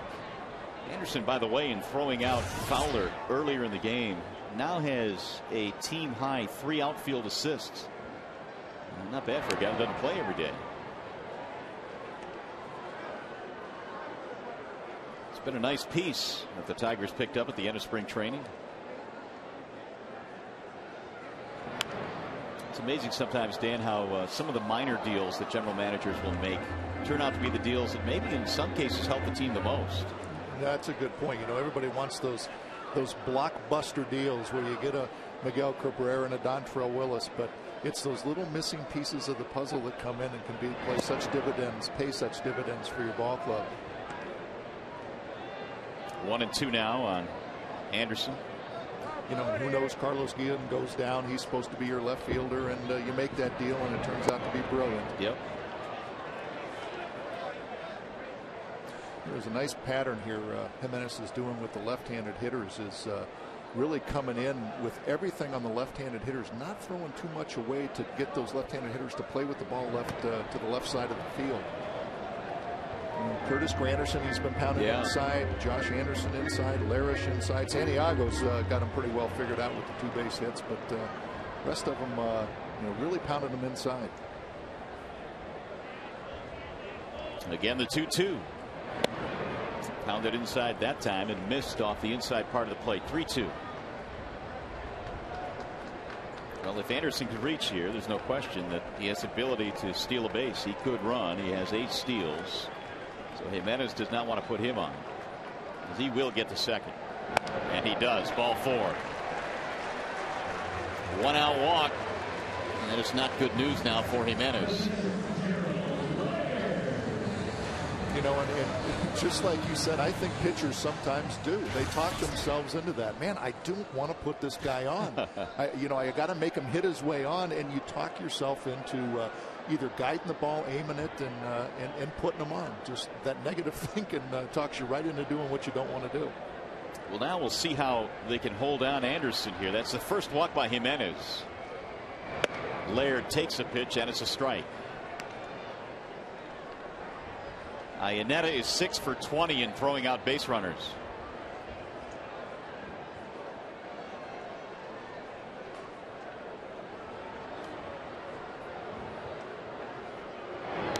It's fouled off. Looked like Josh was leaning a little bit. Might have thought about going there, but he stopped. And that's one of the things we've talked about. He said, I think really good base runners are the guys that can maybe lean if they are going after 2 steps, they realize they can't make it, they just put on the brakes and just abort the whole thing. It was like a little flinch, and I was watching. It didn't look like he had a little bigger, that much of a lead. It looked like he tried to get just a little bit more of a, maybe a half a step more of a lead. And maybe he's trying to say, well, how much of a lead can I get? How big of a lead can I get? And then test that jump a little bit. And that's why he flinched on that previous pitch. Draws another throw.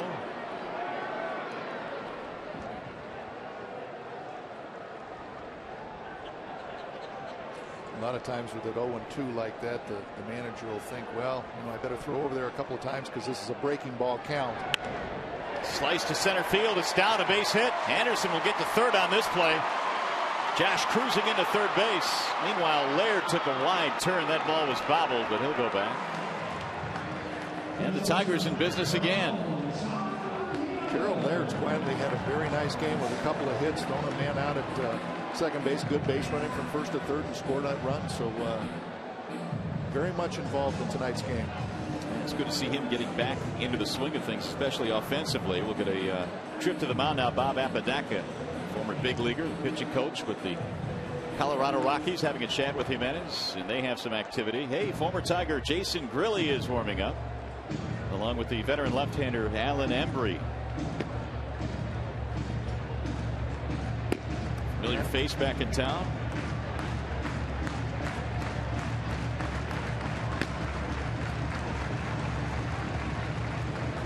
Well, don't forget to visit the official online shop of the Tigers at Tigers.com. Browse the largest selection of authentic Tigers gear, including clubhouse caps, t-shirts, jerseys, sweatshirts, and more. Get your Tigers gear straight from the source at the Tigers.com shop. 3-1 Detroit. We're in the 7th. They are threatening for more, and here comes the red-hot Santiago, who was 7 for 10 in the homestand.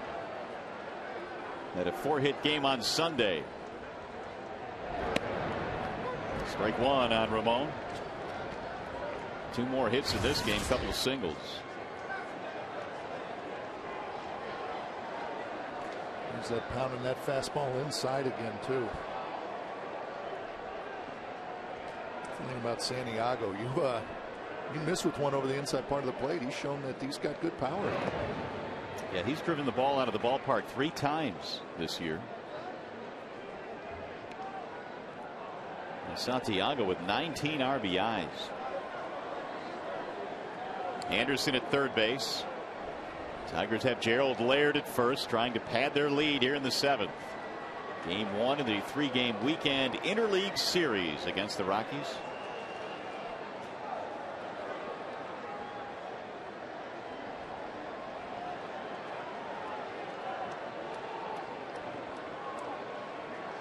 Santiago taking a long look at Gene Lamont. He can really handle the bat.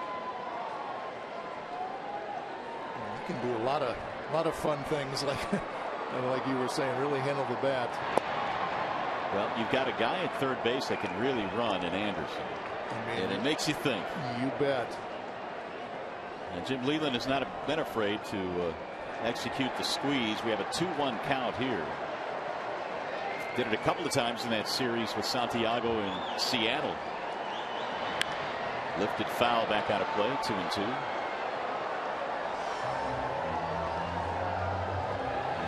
What a nice weapon to have, too. Overall ball player can play different positions, but like we were talking about, a guy that can hit for power. He's hitting 357 and can also bunt. 2-2 is strike 3 call. So they finally get Santiago. And that is 7 strikeouts now for Jimenez.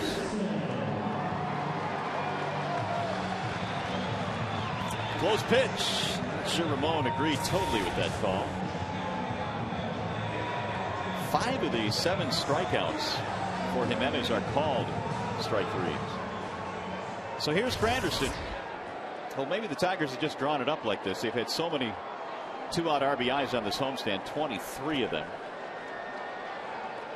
See if he looks inside. Yep. I'd like to see him miss just over that third part of the plate, and you know what Curtis will do with it. Curtis has the ability. In fact, most of his home runs have been pulled this year. He has 11. Checked it. And a strike is called. 1-1.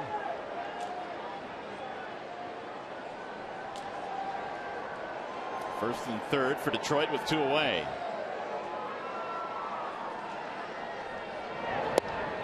Checked it again. And the appeal didn't go.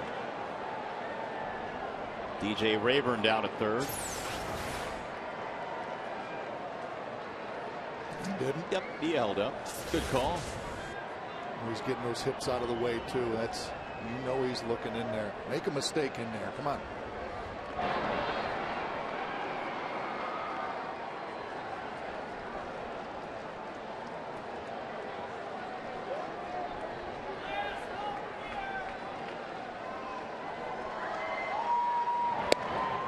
Strike. Now the inside corner again. 2-2. Grandy tonight is 0 for 3. Fanned his last time against Jimenez.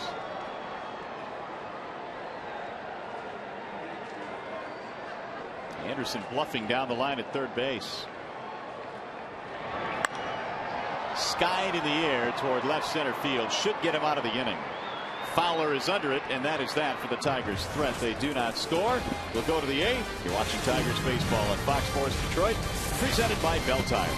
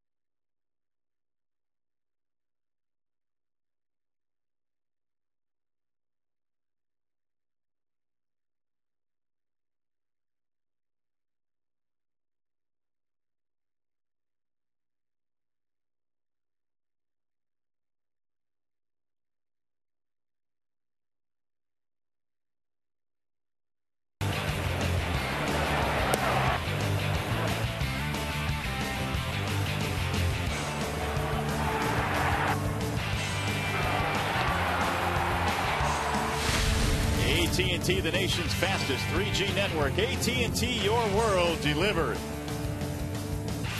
Boy, the Tigers played some great defense tonight. They've had some outstanding pitching as well. They lead 3-1 in the first game of the interleague matchups this year.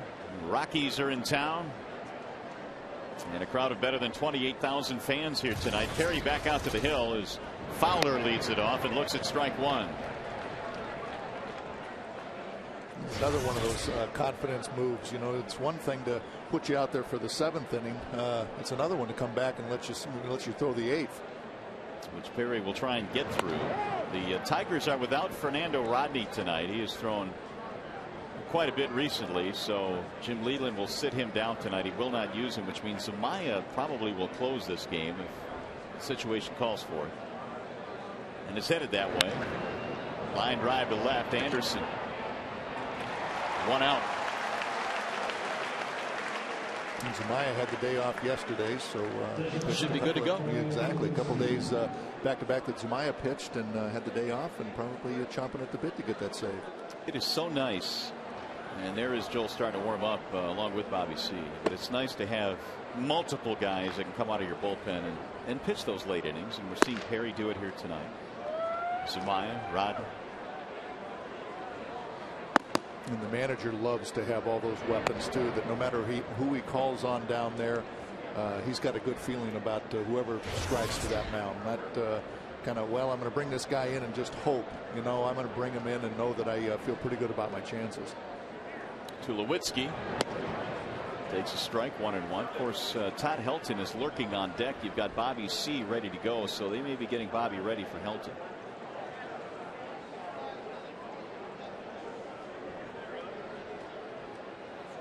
One. Ooh. Threw it right by him in 96. Sure did. Boy, it's a good delivery on those last two pitches too. That's what I always try to talk about, when you come all the way through and really get around and over that left knee, and that's a wonderful delivery. That's where you're going to throw that ball down and away with deliveries like that. Got him swinging, climbed the ladder that time, and Tulowitzki couldn't hold off. So we'll see if the skipper wants to make the move now. In the meantime, join us again tomorrow. Middle game of this series against the Rockies. Coverage begins at 6:30 with Tigers Live, followed by the game at 7. Tigers baseball tomorrow, presented by Bell Tire on Fox Sports Detroit and in high def on Fox Sports Detroit HD. So with 2 outs and nobody on, he'll leave Perry in here to face the left-handed batting Helton, or even a solo shot, and you still have the lead. 2 for 3, couple of singles for Helton.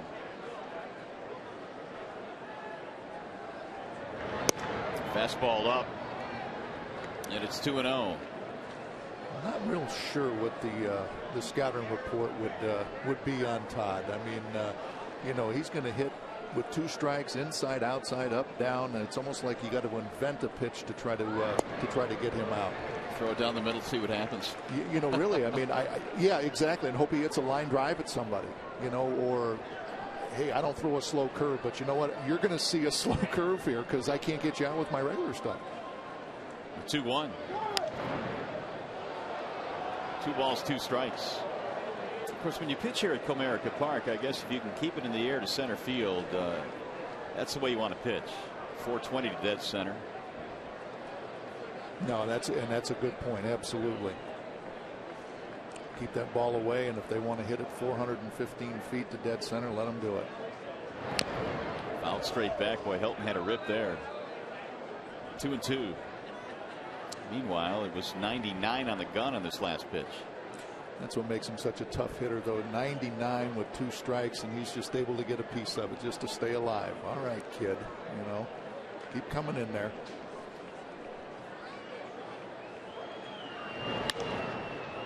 It'll go foul. He was able to blow Tulowitzki away, where Todd Helton's in there fighting just enough. Keep fighting, and see if he makes a mistake.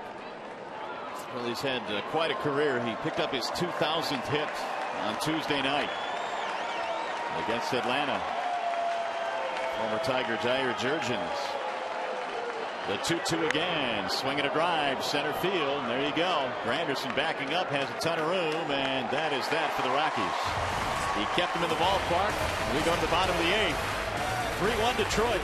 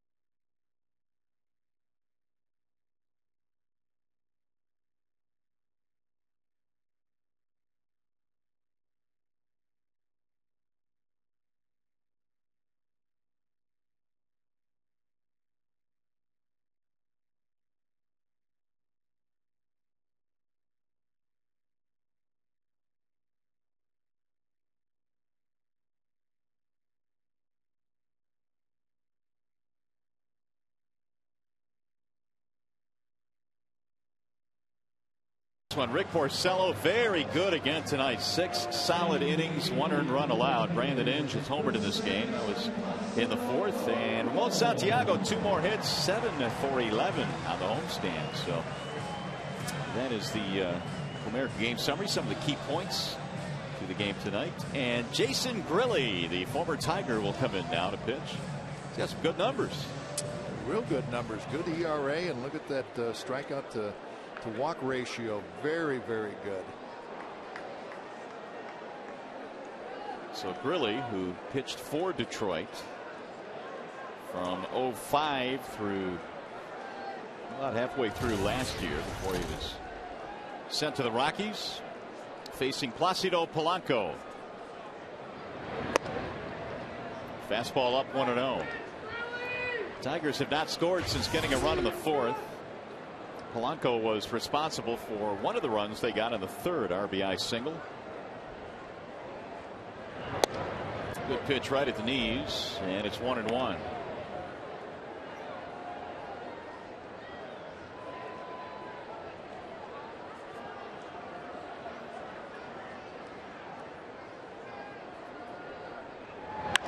Sliced into right center, base hit. Polanco's on again. Leadoff single. Might as well get him in. Tigers guarding a 2-run lead right now. Tigers hitters obviously know what Jason Grilli features out there and know his tendencies. So and Polanco, I'm sure, is took advantage of that and lined that right into right field. Let's see what Cleat's going to do here. No sacrifices this year for Thomas yet. He's got the 3rd baseman Atkins on the grass. No sign of bunt. 1-0.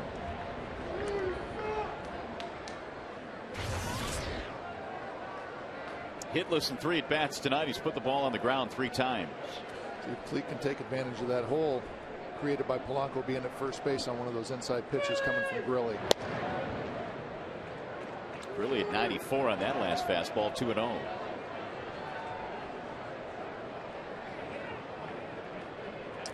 I think Menace was able to get some strikes called in there where he was a little more effective. Now it's 2-0. Now Cleat's in the driver's seat. Nice block at home plate by Iannetta. He saved the runner from going to second base.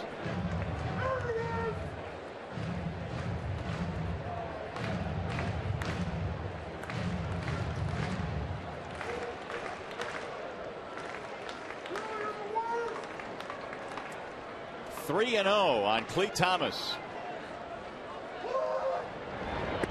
And there is ball 4. So the Tigers have something brewing now here in the 8th. With nobody out. Well, the new edition of Tigers Weekly features Tigers hitting coach Lloyd McClendon, who tells us his job is not unlike that of a psychologist. Plus, hear from Jeremy Bonderman about the challenges facing him during his comeback effort.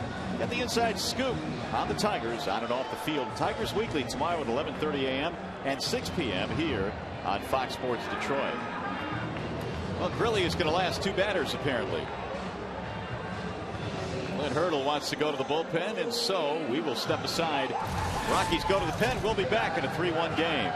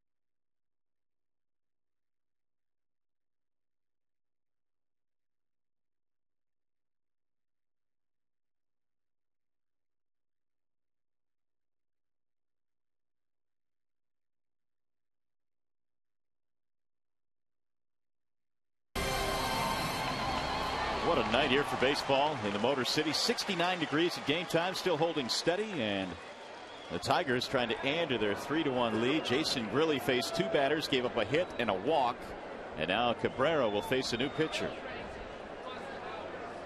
This is where the Rockies have really struggled with this with their bullpen, especially on this road trip, having chances to win and just giving up big, huge innings. Let's hope this is another one. Hopefully. Manny Corpus is the new pitcher, and if the Tigers can have a big inning here, they can make it a whole lot easier in the ninth.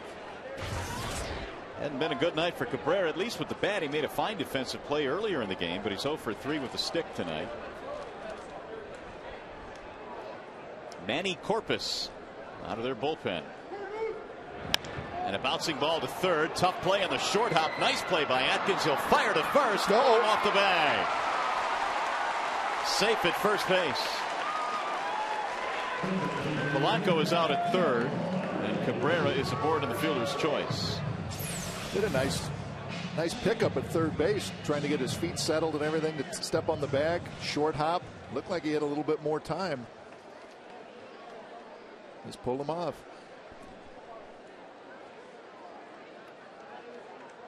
No, he did. Placido went after him there and charged. Couldn't get his feet. Disrupted the throw there where he threw off balance. That may have made a difference there. Larish 0 for 3. Ball 1. Jeff is probably happy to see the starter Jimenez out of the game. He struck him out twice, got him to ground out.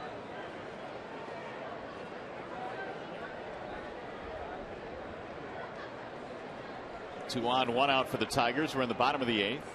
Larish takes inside, made him move his feet as he skips out of the box. 2-0.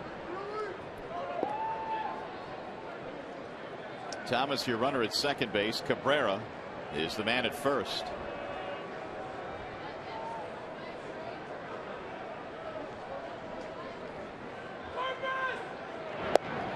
Three and 0. One pitch away from loading the bases. Last time up, Jeff was in a 3-0 count, and I believe Jim Leland gave him the green light. Yeah, he grounded out on a 3-0 pitch to the second baseman Barnes. Is he doing it again here? Let's see. Nope, ball 4. That is going to load him up. 2 walks in this inning for the Rockies' pen. Now Brandon Inge. You only get one chance to swing 3-0. If you don't hit it out, you're not doing it the second time. You're done.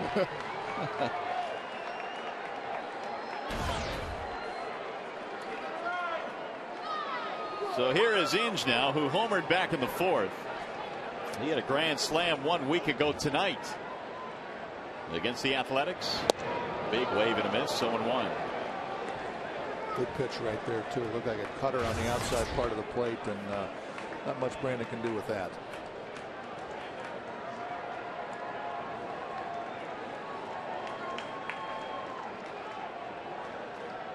Inge now with 12 home runs. He's driven in 30. Cabrera leads the team in RBIs. Inge leads the team in homers. Driven foul back out of play. Now he's behind in the count 0-2. Talk about that grand slam he hit last week. There it is. Of Dan Geis of the A's into the shrubbery.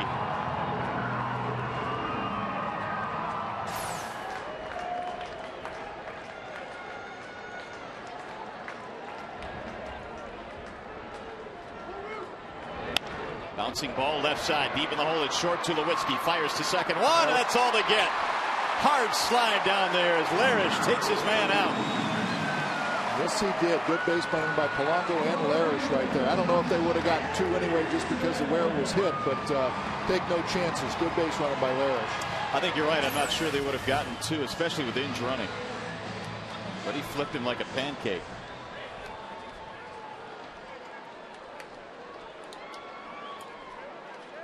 Big run there for the Tigers. They now lead by 3, 4-1. Here comes Clint Hurdle again. Larish playing hard ball. flipping his man at second base. Hurdle making that slow walk out to the mound. The signal has gone to the bullpen, so the Rockies go right back to the pen. We'll be back in a 4-1 game.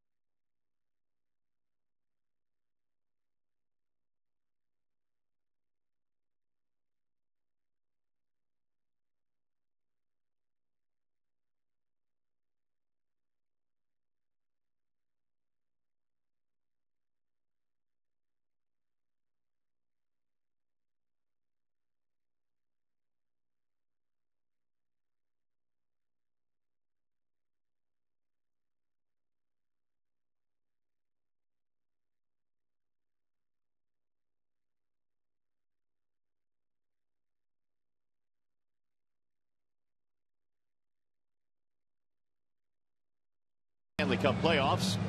For more information, visit DetroitRedWings.com. The Beard is back. Mario and Pemba here at the ballpark, along with Dan Petrie tonight, filling in for Rod Allen. Rod will be back tomorrow. Carolyn Morzinski is our producer. Mark Isofano is our director tonight. And so far, the Tigers doing a pretty good job. This has been a great homestand. They've taken 6. Trying to make it 7 straight. Alan Embry, the left-hander, is the new pitcher now for Colorado. This will be his 18th appearance, so they've used him quite a bit. And the veteran lefty who's been around for ages. In fact, his first year in the big leagues was '92 with Cleveland. Left-handed and breathing. Is that all it takes? No, I always thought Alan Embry had really good stuff. I know he's bounced around a lot and everything, but I really like him in Boston. I just, yeah, his fastball might be kind of straight, but I always thought he was really, really good hard-throwing left-hander. Here's Josh Anderson now. With 2 outs, Tigers have gotten a run. Anderson 0 for 2 with a walk.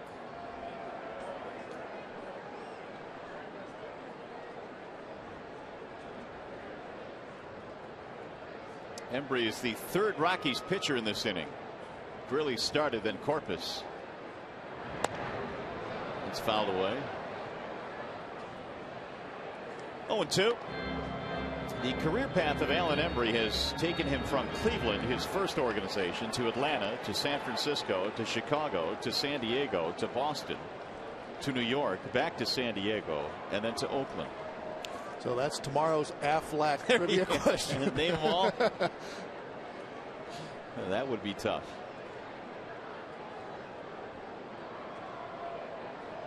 Oh, 0-2.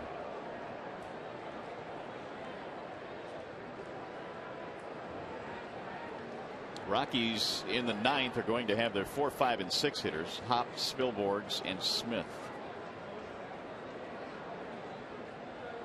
Embry's 0-2. Lifted in the air to center. Right there is Fowler to retire the side. But a big insurance run for Detroit, and we will go to the 9th. Tigers up 4-1.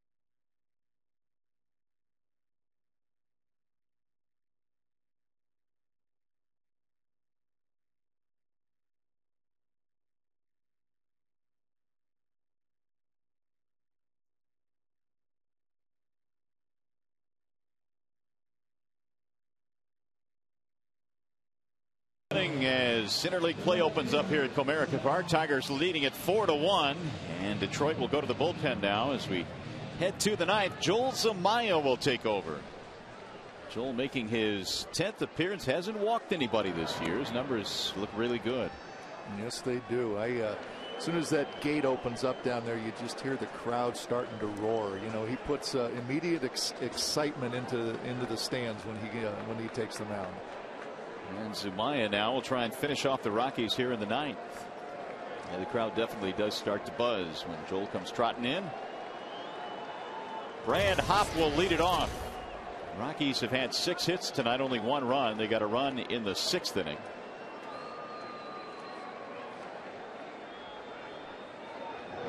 And the first pitch at 97 misses outside, 1-0. So the Tigers brought in Perry for 2 innings. Ryan did a fabulous job tonight. 2 balls, no strikes on Brad Hopp. He was nice and free and easy out there, not holding anything back, just missing on those first 2. And there is ball 3 outside. So Zumaya now, although throwing hard at 99 on that last one, has fallen behind. He's going to take a little walk.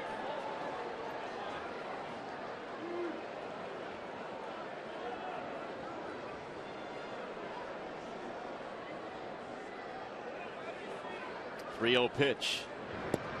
Another fastball. That one hit the outside corner.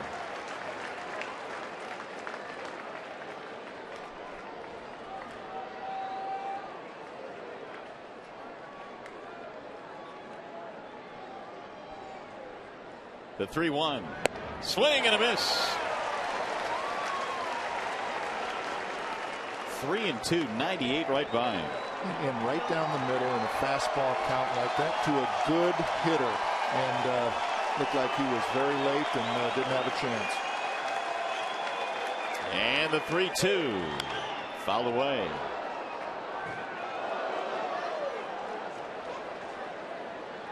Nothing but heaters coming out of the pen here for Zumaya, who in recent outings has thrown more of his breaking ball, but he fell behind 2-0. And he has done nothing but challenge Hopp since.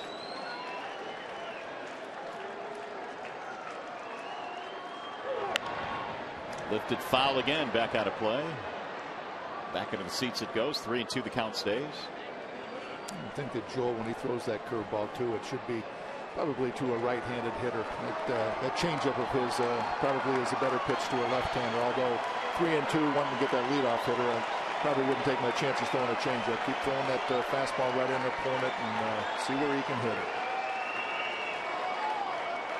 Again, the 3-2 pitch, and he lost in ball 4.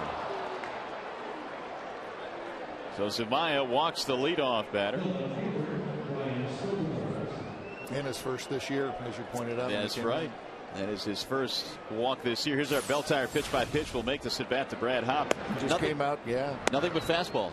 Just came out firing very hard and just missed just off the outside part. Came back with the strike, threw it right by him. Came back with 2 more fastballs, and then finally you can't throw strikes forever and just threw a little bit high. And now Zumaya misses inside, ball 1 to Spilborghs. Well, they often say, and we believe the skipper when he says it, there is a difference between pitching the 8th and 9th, because Zumaya, in the role that he has been in this year, has really been very, very good. But boy, coming out the 9th inning is just a different feeling, isn't it? You know, Mario, that's a great point, and I think that's what Rick Knapp is going out there to tell him right now. Just slow down. Don't be so over anxious just because it's a little different role. You know, hey, don't worry about it. The game's on the line. You're going to get a save. but you know, okay, it's the 8th inning. But just don't make it into something that it's not. Just go out and pitch your inning. Spilborghs, the batter, the 1-0 pitch. Down the middle it comes.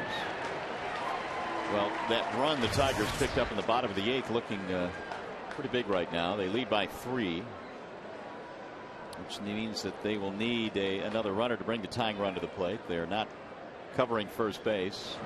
Swing and a miss. You know, the thing with Joel, this is one thing I'd be curious too, is they're not holding the runner at first, and and Joel goes with that slide step, you know, where he really doesn't have to, unless he feels more comfortable in that slide step instead of lifting that leg and taking his time, getting his body underneath him, and really being more under control. So Zumaya dusting off Spilborg. Well, whatever Rick Knapp told him was he followed orders just right. Well, I guess they haven't shown that they can hit the fastball, so he just continues to throw it. We haven't seen a breaking ball yet.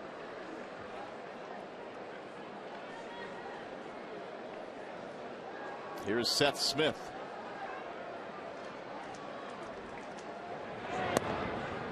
That's boxed by Laird. That'll move the runner up.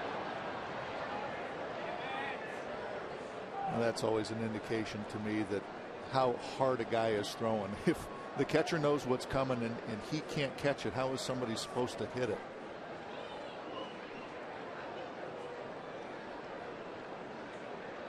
I used to see Pudge do that too, you know, and he's one of the best catchers of all time, and a sure Hall of Famer, and would have hard times catching some of those Zumaya fastballs. Free and easy at 99. I mean, that thing just gets on you so quickly. You know, and it does look effortless. You know, it's not like he's really grunting and groaning and elbows flying and legs flying, everything. It is pretty effortless.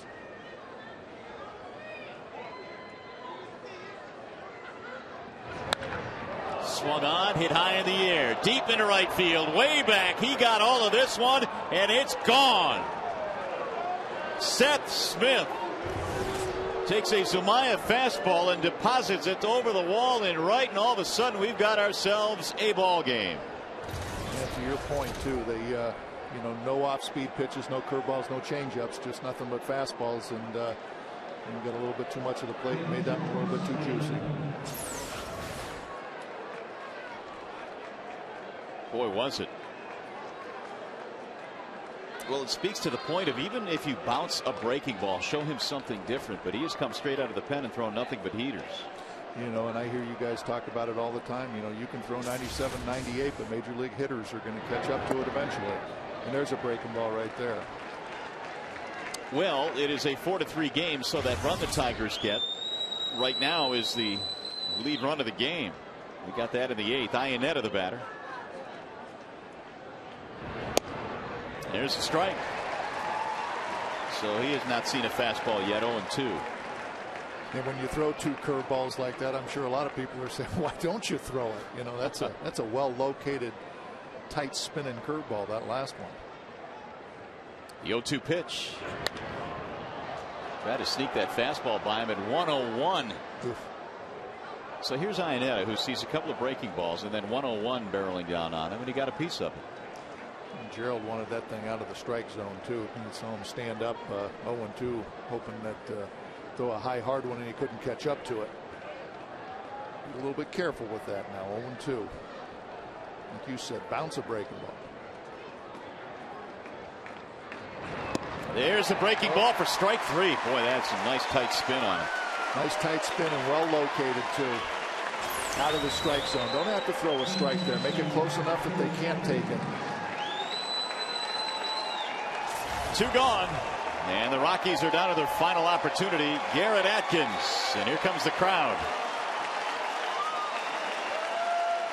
Zumaya with 3 career saves entering this ballgame tonight. 1 in 06, 1 in 07, 1 in 08.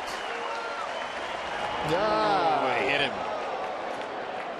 Breaking ball that ran up and in, and now the tying run is on.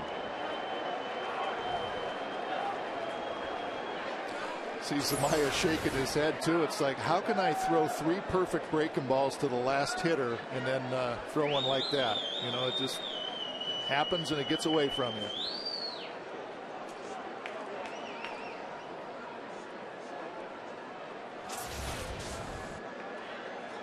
So Atkins will be taken out of the game. They'll get a pinch runner.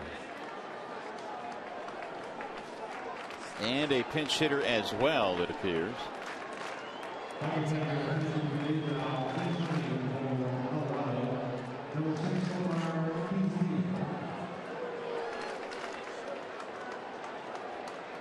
There's your pinch runner. Quintanilla is the pinch runner at first base. And Stewart will pinch hit.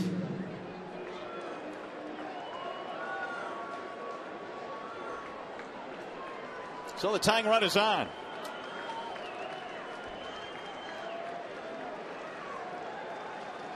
Omar Quintanilla, the tying run at first base. Ian Stewart. He has some power this year. 7 homers, but batting just $188. Breaking ball missing outside. 1-0. It's like all or nothing. He's either in a strikeout or he hits a home run. And you're right. Big power. Can hit it a long, long way.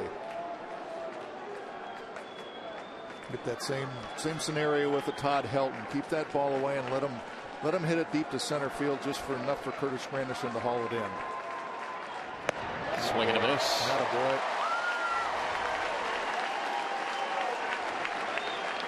1-1 on Ian Stewart. Tigers brought a 4-1 lead into the 9th, but a 2-run homer by Seth Smith has made it 4-3.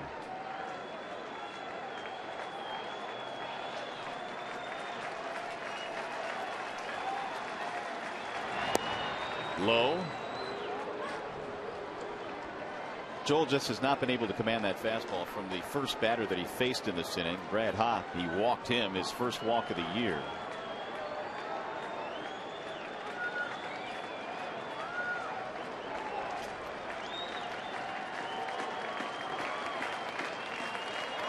The 2-1.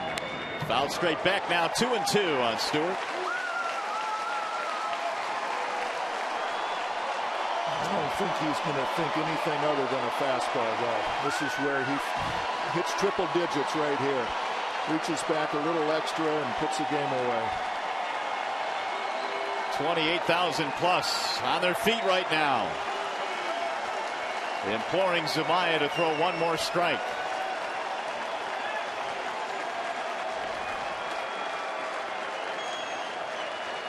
The 2-2. Oh. And he did throw triple digits. 3-2. Where was it? Boy. It doesn't look low. It didn't look inside. He took that pitch and he got away with it. Wow. Runner will be moving now on 3-2. Here it is. And it's lined into right center field, a base hit. Quintanilla coming to third base. They're going to stop him there. So the tying run now is just 90 feet away. And Stewart with a pinch hit single has made this one really interesting.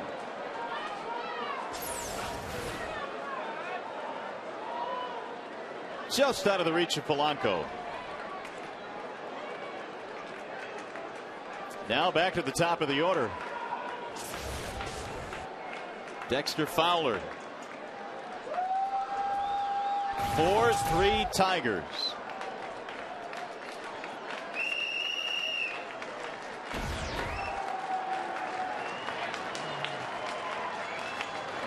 Swing and a miss. Maybe this might be a good matchup here for Zumaya if he can command that fastball. I think you're right. Fowler was not on that one. Did not look real close at that one. No.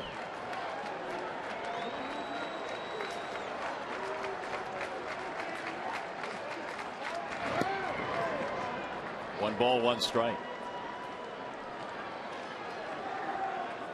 With all due respect to Todd Jones, this has been a roller coaster ride here in the 9th inning.